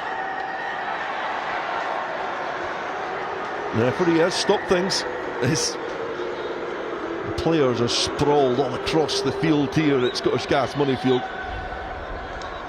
Smith and Cook, two Lasswade players in the Falkirk half, still down.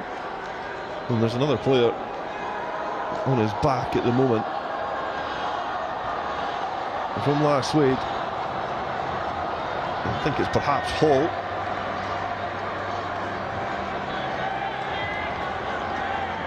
And it's not Hall actually, it's one of his teammates, I think, that is perhaps still down there. It's the scrum half, Daniel Sutherland, who's needing a little bit of treatment, but that's three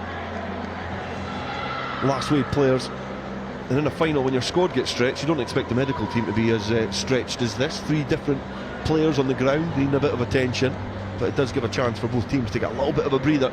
Still got a lot of rugby left to play in this game, 21 points to 17. But it's good to see those two Lasswade players back up on their feet. Yeah, a bit of a triage session there for the Lasswade medical team. Yeah, just quite a heavy fend from Confolds as he went through initially in the Lasswade half, and Falkirk's offload play just really coming alive there. Probably the first time we've got that offload game going, and yeah, it just shows how dangerous they can be when they do get the ball to stick. One or two maybe not going to hand, which then just gives that Lasswade defence the opportunity to claw back in. A slight break in play, and you can see on either side there's some of the youth groups are being eagerly encouraged by their respective parties who have helped them get to the National Stadium this afternoon. Doesn't look like there's going to be a change. I'm just going to see Nick Elliott come on for Lasswade, and brother of try scorer James Elliott, because it does look like Daniel Sutherland has raced a rugby run this afternoon. He's been helped off the pitch. I mean, it looked a little bit more ominous for some of the other players. There's going to be a few changes anyway. Gladstone back on as well. Smith getting a little bit of help with his hamstring as Falkirk kick it downfield. And Lasswade will be tested now. They've been tested for the last 35 minutes. They're playing with 14 men. How deep can they dig into this squad? And Jackman gathers at the front and flaps it back into the hands of Gillespie, who was waiting there. And the referee spotted a knock on in the close quarter action, so it'll give Lasswade a chance to get the ball in hand and try and get a little bit more control in this game. I can see Russell Gladstone is going to be going into scrum half now as well. Started the game at fullback, and he'll now accompany Harry Russell in that position. It's scrum time, with two captains side by side.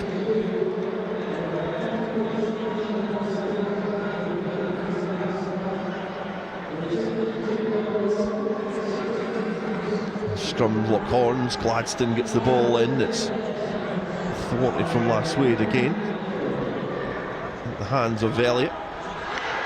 And Lasswade are driven back in the challenge from physical confrontation there. Jackman, a youngster with a lot of promise for this Lasswade side. Not your modern back row forward, bulging at the neck. He's a lightweight, workman-like back row forward, rangy as Cook gets the ball through the hands. Well controlled and gathered in the wings there by Grant Innes. Slower play from Lasswade as they look to manage and control this game, and they've run in a little bit of trouble. And Harry Russell has gone quickly. He's taken the tap. He's been engulfed by Lasswade shirts as they stop his journey on towards the line. As Yarrow now, he trucks the ball under his right arm. And Falkirk burrow down on the 5 metre line now. Know that a try will squeeze them in front of Lasswade and give them ascendancy in this game. The penalty now coming.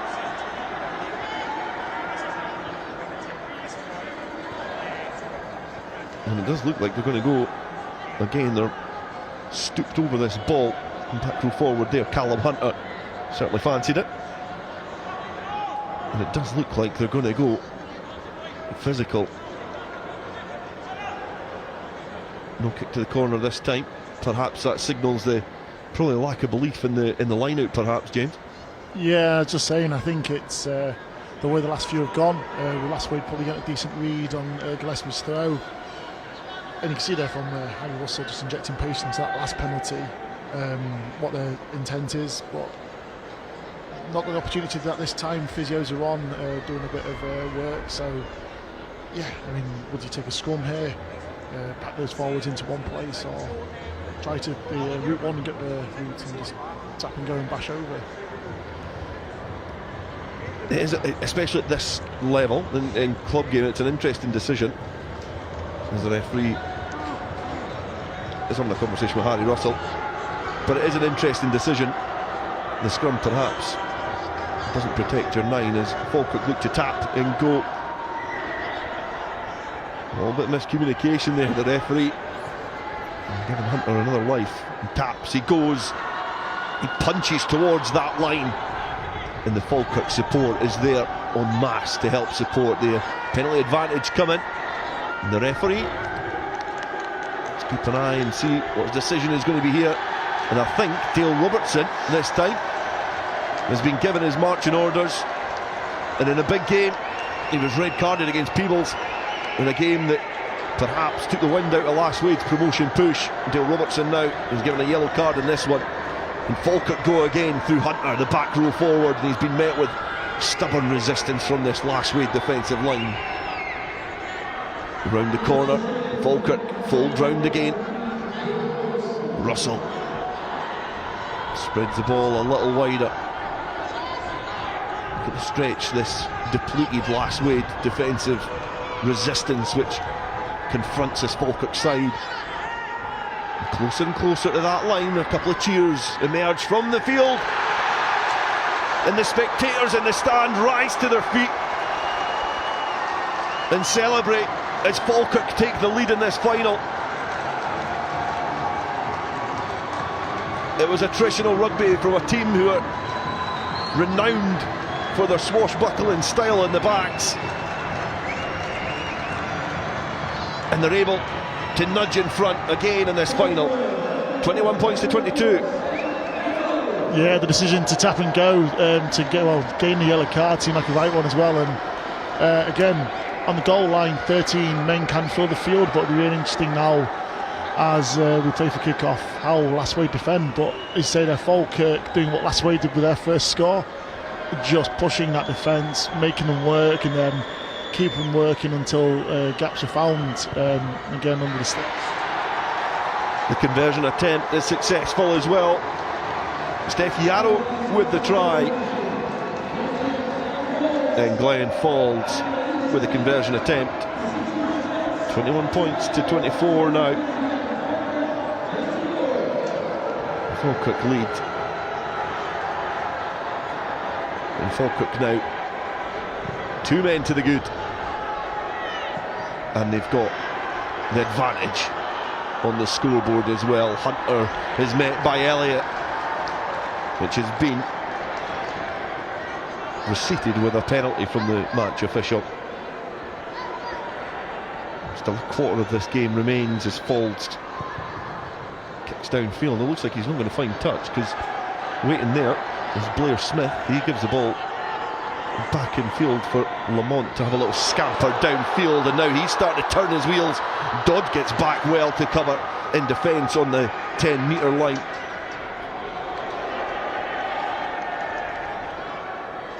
And Lasswade, not for the first time in this game, are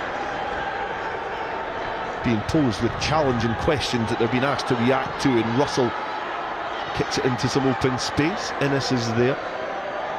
He's sizing up his options. He wants to try and go the direct route, but Falkirk have just driven the Lasswade attack back.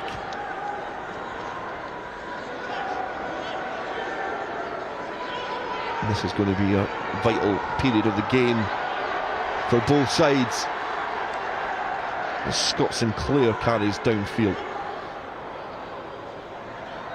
Lamont back inside.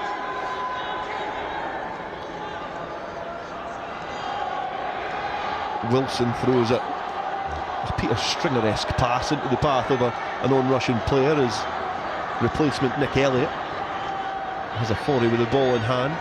Lasswade looking to try and keep it tight, manipulate the clock perhaps, and a bit of damage limitation until they can welcome Dale Robertson back onto the field. Defence strong again from Falkirk, who drive Lasswade off the ball. Yarrow scoops the ball away into the path of McKenna. Now Falls, and as it gets through the hands of Cassels, Connor Falls fumbles centre field, in which was probably territory that if you could have placed him on the field and asked him to attack from, he probably would have selected a spot like that. Yeah, Falkirk worked so hard to kind of, again, repel the Lasswade attack. Lasswade had to stay tight, down to 13, unable to maybe spread the field as they'd like to. As you said, like, we're trying to run the clock down, but doing so in that kind of 10-metre area does run risks.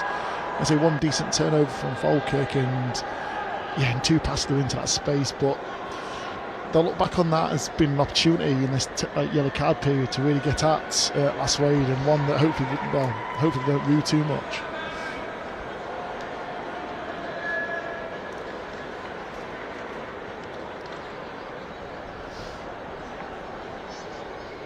The relentless nature of this game is evident from how busy the medical team have been for each side. Grant Innes, the most recent recipient of some treatment, is Mark Billingham. He comes onto the field of play. He was a captain in the 2010 win inside against Greenock.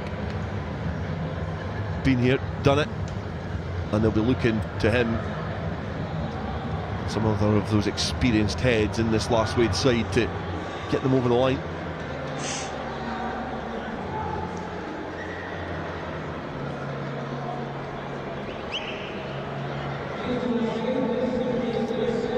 Kerr Williamson also is going to come on the field of play, wearing number 18. Just recently became a dad this week, so it's a good way to get out nappy duties, is to play in a cup final at Murrayfield. Yeah, Falkirk win, I can't imagine he demanded home too quickly. let's see how he gets away with avoiding that tonight.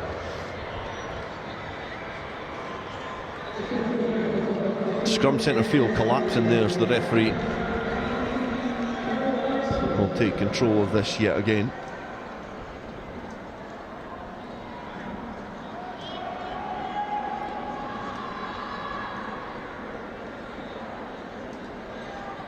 It'll be interesting to see what the reshuffle of the Lasswade side does to the continuity of their play. The half-back partnership which started the game in Sutherland and Smith now off the field, and obviously the absence of Hunter after his red card. Gladstone having to go at scrum half, and he just scoops the ball into the path of Elliott, who has got Wilson waiting there. Gladstone is able to sweep up the ball as he folds round. Nick Elliott acts as scrum half, and again to Cook, and Cook propels the ball into the path of an on-rushing teammate, but it's been turned over, and Falkirk emerge with the ball in hand as Russell gives it to Faulds. Faulds thinks he spots some space over on that far side, and it's been watched all the way by Kieran Lamont, who was able to cover the open space in behind. And still got 4 minutes on that yellow card. Lasswade are doing an incredible job of covering the field. Yeah, I think that kick probably goes a wee bit too deep from Glenn Faulds. The space is definitely out there. Probably played it towards the fullback a wee bit too much, but Lasswade will be happy with this so far. Like you say, they are 2 men down, 6 minutes repelled, and have an opportunity to again just to make Falkirk play from deep. Yeah, they'll be wanting more of this over the next 4 minutes for sure. The damage limitation, the plan has been executed impeccably so far for Lasswade, as the line out goes into the hands of McKinnon, being brought down, and then the trusty old hands of Dodd are tasked with trucking it forward. Hazlitt now, as Russell looks to exploit that blindside with the help of Glenn Faulds, and he's just scythed through that defensive Lasswade line and meanders in for a score. And just when Lasswade were able just to cling on with stubborn resistance, it's a Faulds who's just able to spot that gap in the defensive line, and that balanced running is impeccable from the Falkirk fly half, and Falkirk now take a commanding lead in this final.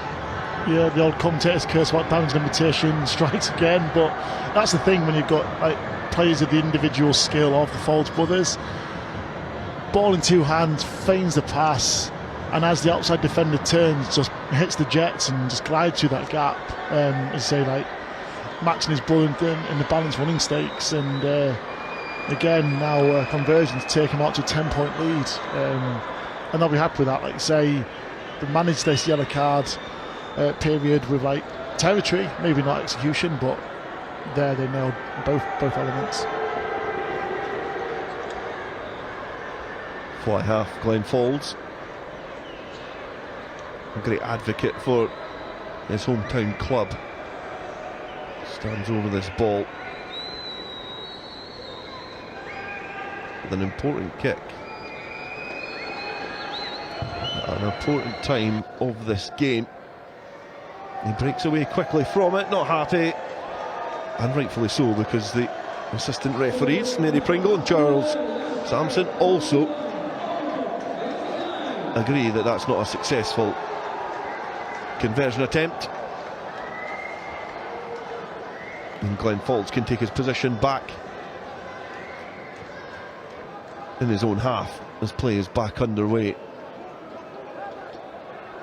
Big collision midfield as Dodd tried to trundle forward, but Lamont, who's had an impeccable game for Lasswade, was there waiting, and Lasswade now trying to squeeze the ball off of Falkirk and do well to try and throw the ball away at the breakdown into the path of a player who was loitering offside. Great awareness there from Nick Elliott.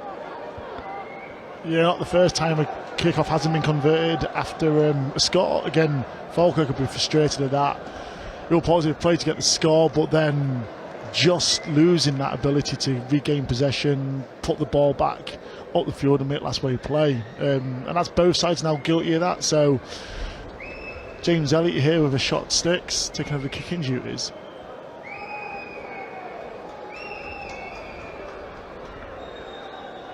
Penalty attempt, knowing that there's seconds left on that yellow card before experienced Dale Robertson can enter the fray. So James Elliott tees up the ball, and when things are going against you, they're going against you. The ball flops off, so a teammate is duly on hand to assist.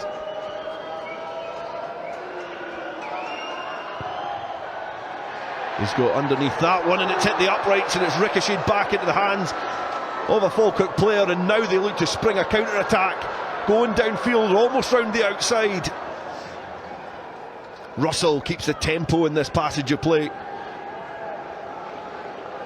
and from the cusp of getting 3 points and getting closer towards this Falkirk lead, they're now looking to deal with a Falkirk counter-attack. And Innes now, Arks has run back in field trying to spot that gap, and he does it on the halfway line, but he's been impeded enough that he's not making any inroads. Lamont, ball in 2 hands, travelling forward.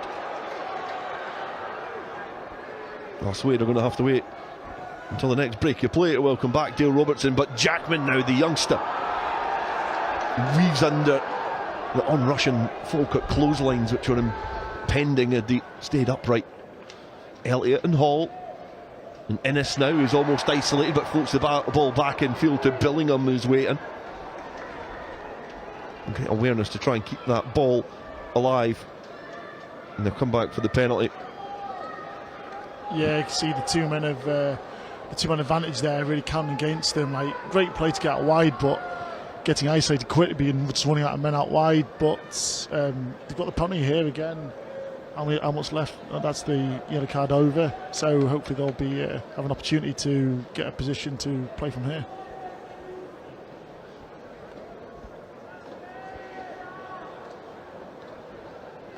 Slight deliberation on what's going to happen next. Penalty awarded for the high challenge, so Elliott will kick downfield, and he manages to squeeze every last drop out of that one. Russell, who's perhaps not the most vertically blessed player on the planet, was almost able to keep that in the field of play, and it's a chance to bring back on the likes of Dale Robertson. He's been plugged in, recharged for 10 minutes.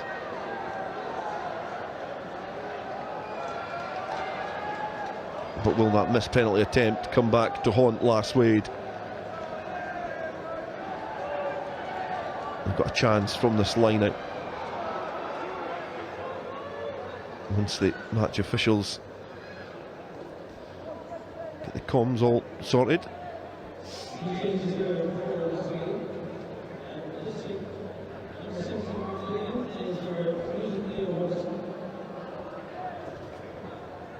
It's good to see Fergus Holland. He's got his mic sorted. He tucks himself in, not much of a diva, the match officials in Scottish Rugby. Not afraid of hard work or a match official. Time back on. Thrown back in, brought down. Driving maul is now set, and what impact will Dale Robertson make here? And it's trundling towards that line. It's been brought down. The referee watching that, and it's been brilliantly defended by Falkirk. Gregor Ramsey, the right winger for Falkirk, just shouts in jubilation at the effort from his pack.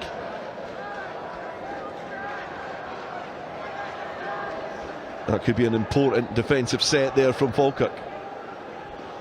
Yeah, Dale Robertson back on the park almost makes a telling contribution straight away, but great discipline from like you say, the Falkirk pack. So I think it was number 6 Callum Hunter who just spots the peel and just manages to again stop that shove. Russell puts the ball into the line out, so Dodd then is propelled forward. Lasswade fighting for every scrap at the breakdown. hoping for any opportunity to try and capitalise on. Jackman again defensively sound as Lasswade concede the penalty to Falkirk. And one of the only shady parts of their own half will get a chance to nudge it downfield and release some of the pressure. And Falls just swings that right foot at it, gets it off the field of play.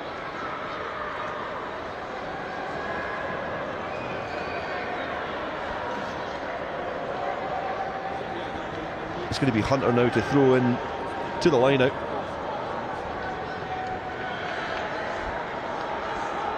Brought down well there by Falkirk, and they're protecting this ball well as Hunter is packed down at the back of that driving maul. And it's making some good inroads, slowly but surely. The Sunday drive up the turf here at Murrayfield. And evasive footwork as well from Gregor Ramsey. Good little incompleted Dodd as well, who moves one way, tries to go over the top of the Lasswade defence. And Ramsey is quickly there to try and recycle play. Russell slows things down as Hunter juggles the ball off his forearm and is able to gather yet again. Russell gestures where he wants the players to occupy as Yarrow, perhaps the match winner for Falkirk, is waiting there. Seesawing back and forth now. Russell showing his real leadership qualities, gesturing to his pack where he wants them to stand, controlling this game. And it's now deployed to Falls. Glenn Falls now laterally across the pitch and then launches himself forward.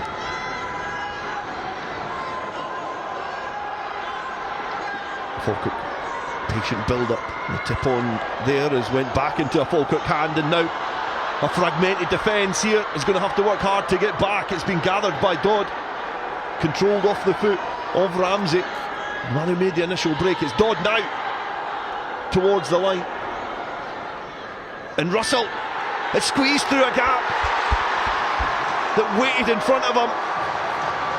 He travelled with the ball in his hands. He kept the defence guessing, and he has perhaps confirmed the destination of the National Cup final with that try. The captain of Falkirk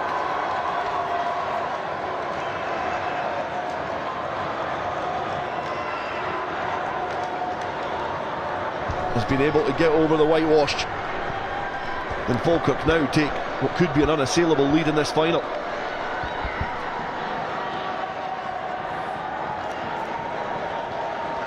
Russell just travelling with the ball there, manages to get over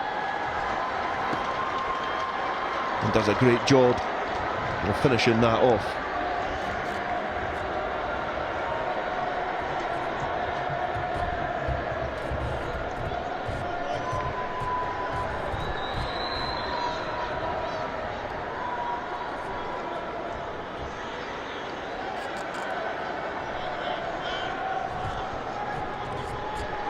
Time now to ring the changes for Falkirk, and conversion attempt to come. It could be, once again, not a successful conversion attempt from Glenn Falls, but he's been one of many players to make an impact in this game, and it's probably about time we got to know who your player of the match was, James. Yeah, there's been great performances today. The Falls brothers have had really telling contributions in attack, but I think player of the match for me is number 8, Gregor Dodd for Falkirk. He has worked tirelessly, carried hard, and has been at the heart of all the good go forward that Falkirk have had. Notable mentions obviously go to the back row of Lasswade, both Workman and Elliott played really well, same as Lamond in the row. But yeah, man of the match for me is number 8, Gregor Dodd, Falkirk. Dodd has been omnipresent in this game, carried relentlessly for this Falkirk side, a side renowned for its effervescent back play. And it's one of the forwards who's led from the front as Gladstone plucks the ball from the skies. He's been engulfed with some Falkirk shirts, been offloads well out of the challenge, and We enter the closing stages of this National Cup final. Falkirk try and drive Lasswade off the ball. They've got a penalty advantage coming as Cook links up well with Hall with Wilson. And Wilson almost breaks free from the challenge that came on from Gregor Brodie. But the referee will bring it all the way back for that penalty. And Lasswade, no time is against them. 13 points. And Smith back on the field of play and trying to nudge it downfield. So if they've got to score, they've got to score in the next 20 seconds perhaps, but they're certainly trying to up the tempo. Yeah, it's got to come this phase probably, but as they've shown, they can puncture this Falkirk defence. I'm not going to say it will, but they've had loads of success doing it. But yeah, time is definitely diminishing and they need to do it now. Chance for some of the subs for Falkirk to get a run out on the national turf as Gladstone distributes the ball to Smith, who's got Hall, and Wilson's running that dummy line, but it bubbles into the hands of Lamont, who's trying to find that hole in the Falkirk defence, who perhaps know that one more defensive set, a positive defensive set, might see them over the line here. Squeeze every last second out of this game as Jackman now travels forward, tries to present that ball back, and it's almost impeded by the Falkirk players assembling at that breakdown. Smith back in field, and almost through there was Alistair Lamont. The referee has spotted that there's been a knock on in there, so the ball will be handed over into Falkirk possession, which means they get an opportunity to control the final stages of this game.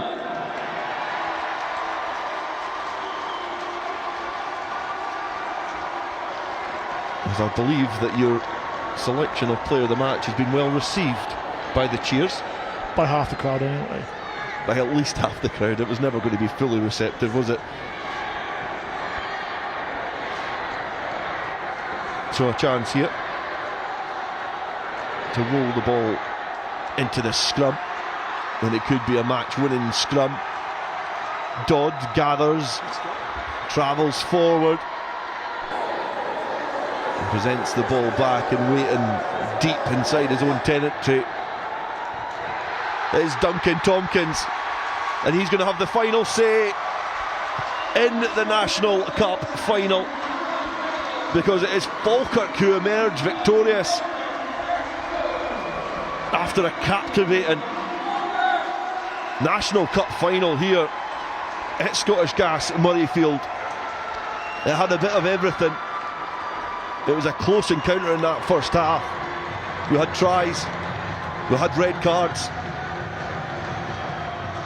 we had an exhibit of brilliant rugby as well, but in the second half Falkirk were able to grow into the game and manage it to get themselves over the line, led by captain Harry Russell, the final try scorer in the game.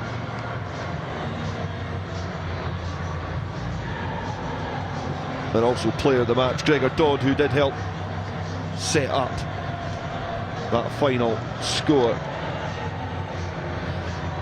Lasswade? No. Certainly no. They've given a brilliant account of themselves here this afternoon. A backs to the wall effort from Lasswade as both sides congratulate one another. And the celebrations from Falkirk will surely go long into the night. I did read a thing on their blurb online that the bus back from their game against Glasgow Accies last year was a brilliant evening, and they lost. So I can only imagine what the bus back to Falkirk's going to be like this evening. They've set the tone now. They've got a new clubhouse. It's a really real thriving club, great youth setup, and this will just kind of be a focal point in celebrations for Falkirk this season. So yeah, well deserved, like you say.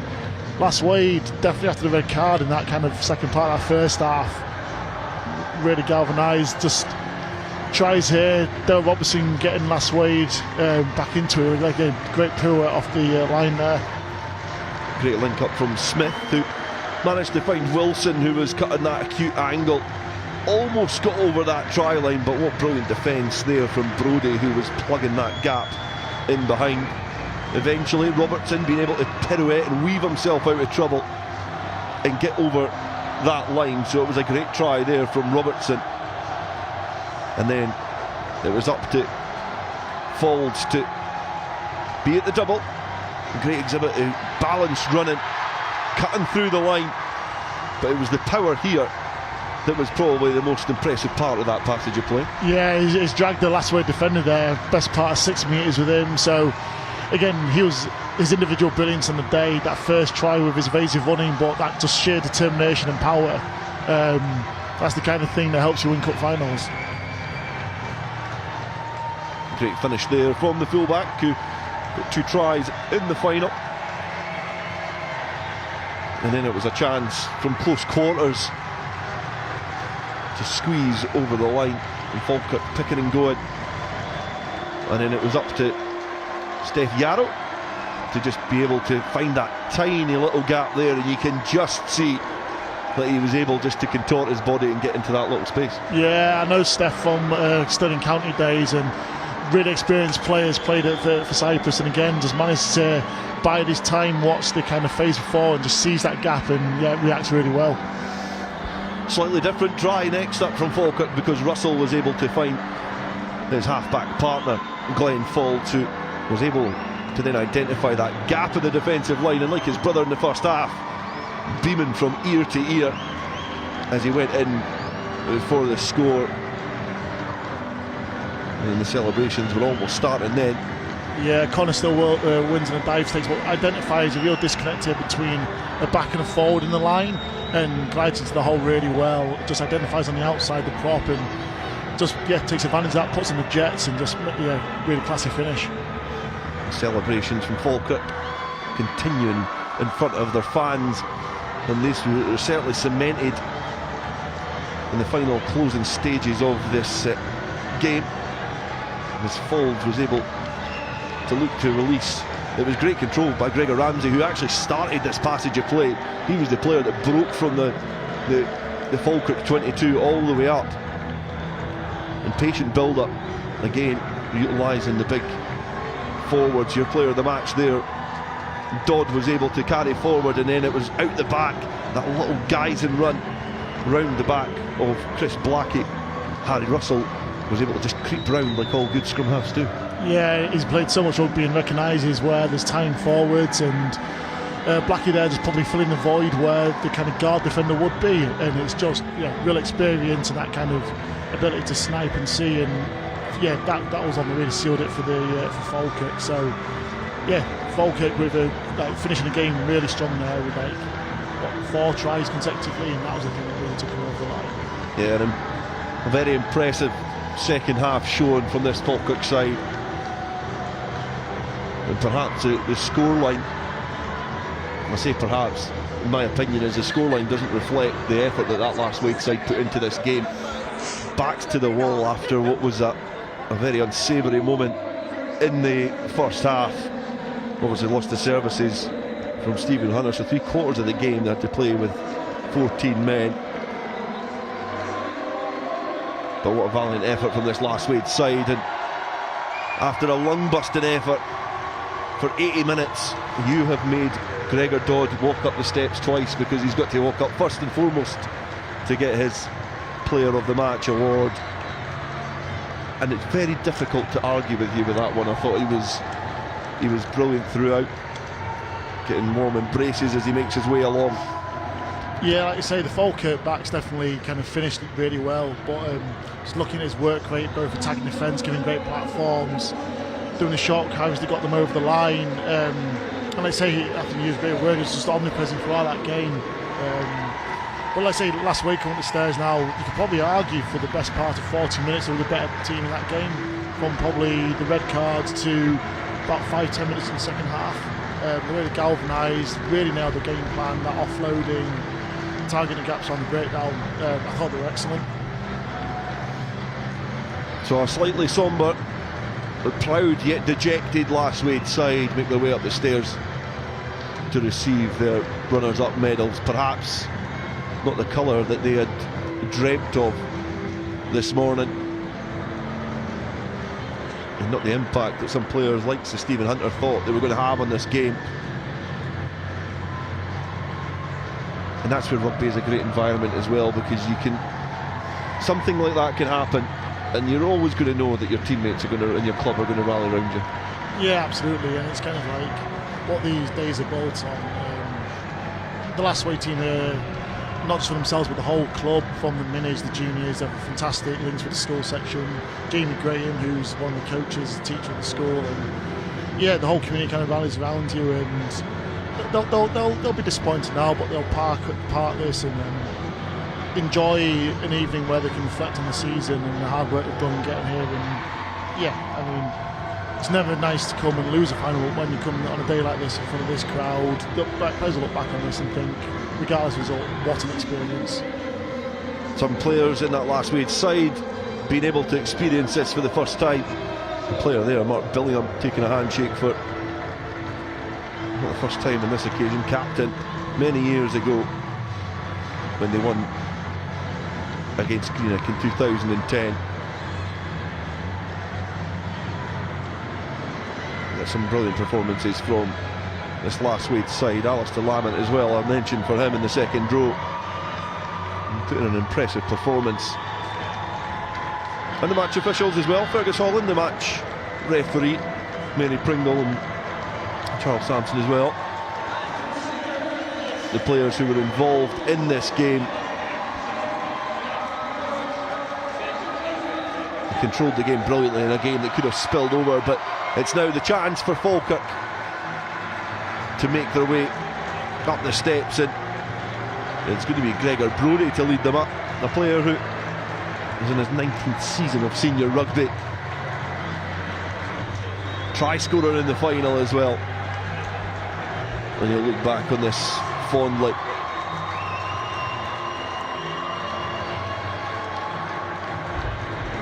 And what an occasion for this club. Not many clubs get an opportunity to play at Murrayfield at all. Lasswade have certainly enjoyed 3 occasions in recent years. Falkirk and the Shield winners in 2007, they beat Garnet 15 points to 14, so a lot of fond memories of trips on Silver Saturday.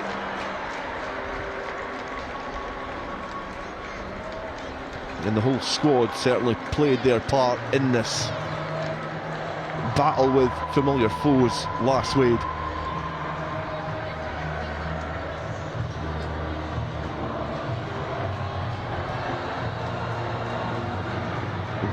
Certainly a notable mention, I would say, for Kerr Williamson, who arrived at the club from Royal High. Unbelievable that he's welcomed a child into the family this week, and he's pitching out at Murrayfield. What an amazing week to look back on for the Falkirk player.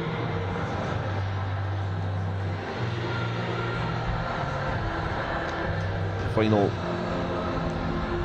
players receive their medals, and last but certainly not least is the captain, Harry Russell, and he's going to receive the National Cup. Make his way down the front, and the Falkirk spectators can celebrate success at Scottish Gas Murrayfield as Falkirk are crowned the Men's National Cup winners 2024 after defeating Lasswade 34 points to 21. And what a brilliant final we have been treated to, and it certainly is not going to stop here this afternoon. We've got another couple of games coming up. We've kind of switched channels somewhat, as we're going to be switching to BBC Alba for our 4:20 coverage of Watsonians versus Hillhead Jordan Hill in the Sarah Beanie Cup. It's a game you will not want to miss, as Watsonians look to try and hold on to the Sarah Beanie Cup. And then following that, we're back here for the Scottish Cup final between Edinburgh Accies and Hawick. And join us just after 7 o'clock as Bruce Miller will be taking you through coverage of that final. And it's a chance for Falkirk to go into one of the sunlit parts of the pitch to get the customary photo, which will be hung in the clubhouse, a new clubhouse. It'll be a nice frame that they'll get for it, surely. And they'll be able to celebrate these final few moments on the pitch before they depart to the changing rooms and continue the celebrations with perhaps a wider party than those just draped in the playing kit.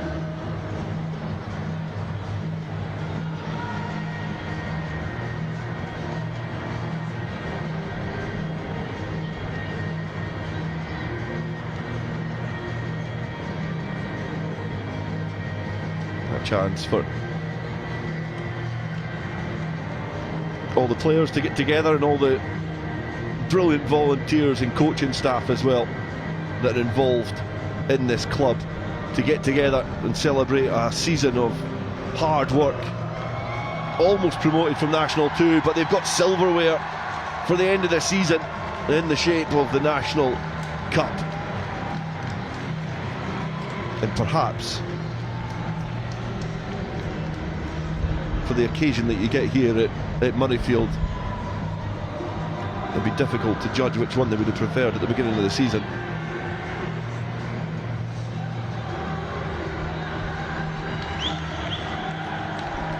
The players now get a chance to celebrate with their loved ones, friends, family.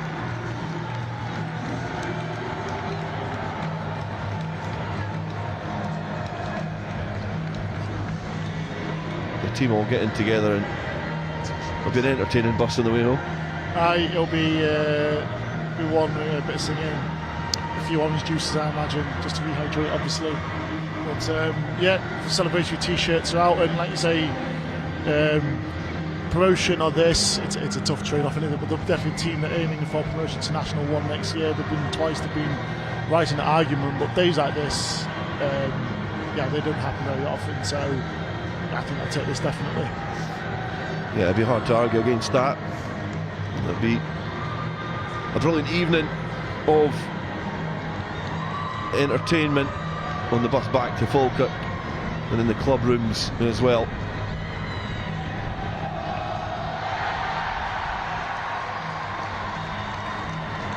As they celebrate in front of their fans, and it gives us an opportunity to hear from our player of the match in the National Cup final, who was Gregor Dodd, who's at pitchside. From the player of the match in this national final, Falkirk's number 8, Gregor Dodd, is with Fraser.